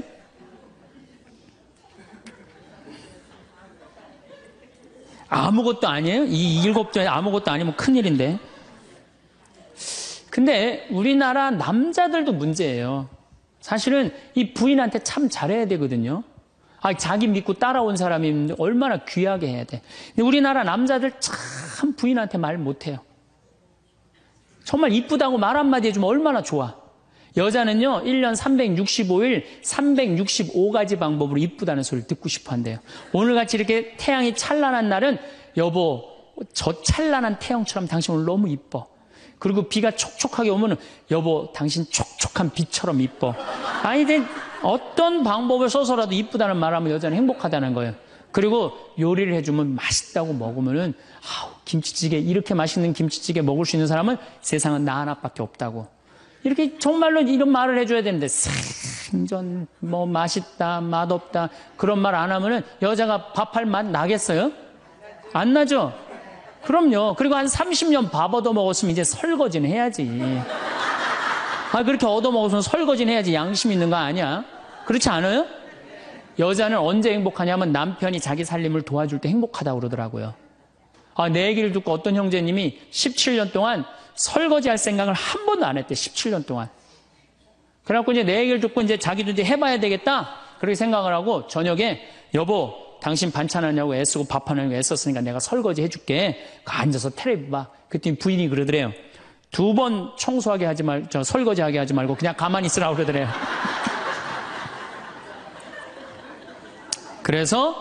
그래서 이 남편이 그랬대요. 아니야, 내가 오늘 해보고 싶어서 그래. 그리고 설거지를 했대요. 그리고 이제 그 형제는 미사 해설하러 성당에 갔는데 메시지가 왔대요. 여보, 나는 오늘 당신이 한 설거지 지금 다시 하고 있어. 하지만은 오늘처럼 행복한 날은 없어. 17년 결혼 생활 중에 오늘처럼 행복한 날은 없어. 고마워. 내 살림살이를 도와줘서. 그 메시지를 형제님이 나한테 보냈어요. 신부님, 요 조그마한 거 이렇게 행복할 수 있는데 내가 왜 이제까지 안 했는지 모르겠다고. 그러니까 우리 정말 부인한테, 정말로 자매님들한테 서비스 해줘야 돼. 이제는 서로를 사랑해야 돼요. 서로를 사랑하고 아껴줘야 돼요. 근데 우리나라 남자들이 얼마나 말을 못하냐면 이게 진짜로 있었던 일이에요. 65살 먹은 형제님이 꿈을 잘 꾼 거야. 그래갖고 로또를 산 거야, 금요일 날. 그래갖고 그냥 가슴이 부풀은 거야. 왜 부인한테 막 자랑을 한 거야. 내가 꿈을 꿨는데 이거 오늘 된다. 그리고 보통 꿈이 아니다. 막 돼지가 막 수천 마리 왔다 갔다 한 꿈을 꿨는지. 그래갖고 그냥 막 들떠 있는 거야. 그러니까 부인이 콧소리로 한마디 한 거야. 여보, 그 로또 되면 당신 그 돈 뭐 할 거야? 그랬더니 남자가 정색을 하고 그러더래요. 내가 이 로또 되면은 온 세상 사람한테 다 나눠줘도 당신한테는 한 푼도 안 줄 거야. 아니, 아직 된 로또도 아닌데. 당첨되고 난 다음에 그러면 몰라도 당첨도 안 됐는데. 그냥 이렇게 말하면 얼마나 좋아요. 여보, 당신 평생 나한테 시집 와갖고 고생만 했는데 내가 로또 되면 내가 당신 다 줄게. 쓰고 싶은 대로 다 써. 아니, 당첨도 안 된 로또인데. 그렇게 말하면 얼마나 기분이라도 좋아요. 근데 그냥 내가 온 세상 사람한테 다 나눠줘도 당신한테 한 푼도 안 줄 거야. 이게 할 말이에요. 근데 우리나라 남자들이 이런다고요. 다른 형제님들이 마누라 너무너무 이쁘고 좋겠다고 살아봐라야 눈 한번 하얗게 뜨고 하면 독사가 그런 독사가 없다. 이런 말 해대면은 우리 마누라는 얼굴만 이쁜 게 아니라 마음은 비단이야. 기분이 얼마나 좋아요.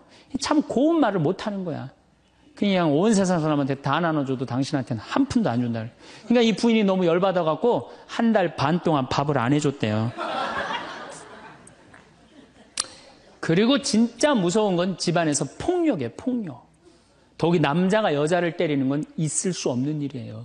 부부가요, 때린다는 건 있으면 안 돼요. 아니, 여자가 남편한테 결혼을 할 때는 이 험난한 세상, 저 힘 있는 남자한테 보호받고 싶어서 결혼하는 거 아니에요? 그렇지 않아요, 보통? 그런데 그 남편이 자기를 때린다고 생각하면요, 이건 치욕이에요, 여자한테는. 그래서 남자가 여자를 때리면 안 돼요. 정말로 이것도 진짜 있었던 일인데 70이 다 돼가는 할머니인데 평생 남편한테 맞으면서 살았대요. 그런데 또 친구 하나가 평생 남편한테 둘이 이제 할머니가 이제 둘이 친구야. 서로 맞고 살아갖고. 근데 그 평생 맞은 할머니가 하루는 이 친구 할머니한테 전화를 한 거야. 막 웃으면서 전화했대. 너 뭐가 이렇게 좋아갖고 전화했냐? 그랬더니 우리 남편이 이번에 병원에 갔는데 글쎄 3개월밖에 못 산다고.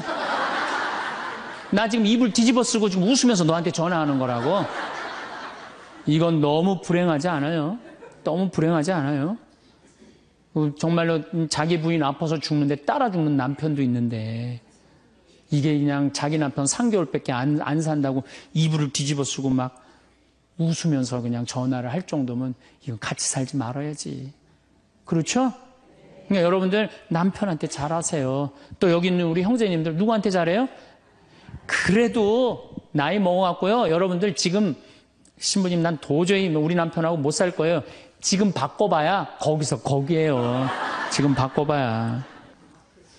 자, 남자하고 여자하고 얼마나 서로를 이해를 못하느냐 하면은 남자는 하루에 2,000마디만 하면은 말 끝난대요. 근데 여자는 하루에 6,000마디를 해야 된대요. 그러니까 여자가 훨씬 말이 많은 거죠. 남자는 직장에 갔다 오면 할 말 끝난 거예요. 집에 할 말이 아무것도 없는 2,000마디 이미 다 했는데 할 말. 남자로 사람으로서 할 말 끝났는데. 뉴욕의 게리 머카스라는 교수가 이 통계를 냈어요. 그래갖고 여자는 남자가 남편이 집에 들어올 때만 기다리는 거야. 이웃집 아줌마 얘기도 하고 싶고, 본당시 욕도 하고 싶고 막 그래갖고 기다리고 있는데 남편이 들어와갖고, 여보, 그 집 남편은 그렇게 힘들게 돈을 버는데, 여자는 맨날 찜질방 다니고 그냥 링크코트 입고 다니고 정신 나간 여자라고. 그럼 남편은 할 얘기가 없는 거야. 쓸데없는 소리 하지 말고 밥이나 내놓으라고. 그럼 여자는 미치는 거예요. 진짜 괜찮은 남자들은 어떤 남자들이냐면은, 그래 여보? 그럼 안 되지. 부인이 살림을 잘 살아야지. 남자가 그렇게 고생을 하는데 추임새를 넣어주고 속으로 외우세요. 500마디, 1000마디, 2000마디. 그래갖고 딱 속으로 4000마디 딱 끝나면 여보 이제 자자. 이래야지 이 남자는 후환이 없는 남편이에요. 여자 말을 들어줘야 돼요. 예, 그래서 남자하고 여자하고 틀린 점이 이거야. 반대로 우리 자매님들은 여자는 흥분을 하면 5분이면 흥분이 끝난대요. 그래갖고 막 장보러 들어와갖고 막 욕을 5분만 하면은 아무 일도 없었던 듯이 부엌에 들어가고 콩나물도 따고 멸치 대가리도 딴대요. 아무 일도 없었던 듯이. 근데 남자는 5분 동안 바가지 긁을 동안 가만히 있는데요. 5분 지나면 그때부터 승질이 나기 시작한대. 근데 남자는 한번 승질이 나면 최소한 30분은 성질을 내야 된대. 그래갖고 5분 지나고 나가고 이제 그때부터 이제 여자는 마음이 착 가라앉은 상태에서 저녁 준비를 하는데 그때부터 남자는 이제 거실에서 소리 지르는 거야. 내가 말이야 뭘 잘못했다고 네가 맨날 그러냐고 막 소리 지르면 마음이 가라앉은 여자가 나와서 남자 불을 질러요, 속에다가. 뭐라고 그러냐면 당신은 말만 하면 이렇게 성질을 내고 그러느냐고. 자기는 이미 다 흥분 가라앉은 상태에서 막 승질 내는 남편한테 불은 자기가 질러놓고. 그러면 안 된다는 얘기죠. 30분 동안 길길이 뛰게 놔두란 얘기예요. 승질을 건드려 놨으면은. 어쨌든 우리가 이 인생을 외롭게 살고 싶지 않다면은 부부가 사랑하는 수밖에 없어요. 그래야만이 우리 인생이 풍요로워요. 더욱이 여러분들 노년 50년, 60년 부부밖에 없어요. 훈련하면 된대요. 그 부부 사랑 훈련하는 그 많은 책자를 읽어보면요. 그 서로 훈련이 안 돼 있어서 그렇지 훈련하면 서로 사랑한대요. 그리고 외롭지 않다는 거예요. 다음 시간에는 이제 정말로 그렇다면 구체적으로 우리가 외롭지 않는 방법에 대해서 이야기를 나누도록 하겠습니다. 감사합니다. 황창현 신부님의 외로우십니까? 명강의 잘 보셨나요? 신부님 말씀처럼 외로움은 행복함 속에서도 문득 나올 수 있는 늘 함께하는 감정 중 하나입니다. 나이가 들어서 외롭지 않기 위해서는 여러 가지 방법을 고려해 볼 수 있습니다. 여기 몇 가지 제안을 드립니다. 사회적 관계 유지. 가족과의 관계 자주 연락하고 만나는 시간을 가지세요. 가족과의 유대는 큰 위로가 됩니다. 친구와의 교류 정기적으로 친구들과 연락하고 만나는 계획을 세우세요. 친구들과의 관계를 유지하는 것은 매우 중요합니다. 커뮤니티 참여 지역 커뮤니티나 동호회, 자원봉사 활동 등에 참여하세요. 새로운 사람들을 만나고 사회적 네트워크를 넓히는 기회가 됩니다. 취미와 관심사 찾기. 취미활동 자신이 좋아하는 취미를 지속적으로 즐기세요. 취미를 통해 새로운 사람들을 만날 수도 있습니다. 자기개발, 새로운 기술이나 지식을 배우는 것도 좋습니다. 다양한 활동을 통해 삶의 만족도를 높일 수 있습니다. 신체적 건강 유지. 규칙적인 운동은 신체적 건강뿐만 아니라 정신적 건강에도 큰 도움이 됩니다. 건강한 식습관, 균형 잡힌 식사를 통해 건강을 유지하세요. 건강한 몸은 외로움을 극복하는 데 큰 도움이 됩니다. 정신적 건강관리. 긍정적인 태도 유지, 긍정적인 마음가짐을 가지려고 노력하세요. 명상이나 요가 등을 통해 마음을 안정시키는 것도 좋습니다. 전문가의 도움 필요하다면 상담사나 심리치료사의 도움을 받는 것도 고려해보세요. 전문가의 도움을 받는 것은 전혀 부끄러운 일이 아닙니다. 목표 설정과 도전. 단기 및 장기 목표 설정, 삶의 목표를 설정하고 이를 향해 나아가는 것은 매우 중요합니다. 목표를 설정하면 삶의 활력이 생깁니다. 새로운 도전, 새로운 것을 시도해보세요. 새로운 경험은 삶의 활기를 불어넣어줍니다. 연결 유지. 디지털 기술 활용, 인터넷과 소셜미디어를 활용해 사람들과의 연결을 유지하세요. 디지털 기술을 통해 멀리 있는 사람들과도 쉽게 소통할 수 있습니다. 온라인 커뮤니티, 자신이 관심 있는 주제나 활동에 대해 온라인 커뮤니티에 참여하세요. 같은 관심사를 가진 사람들과의 교류는 외로움을 줄이는 데 도움이 됩니다. 이러한 방법들을 통해 나이가 들어서도 외롭지 않게 지낼 수 있습니다. 중요한 것은 자신을 사랑하고 지속적으로 새로운 것을 시도하며 사회적 관계를 유지하는 것입니다. 건강과 평안이 함께. 감사합니다.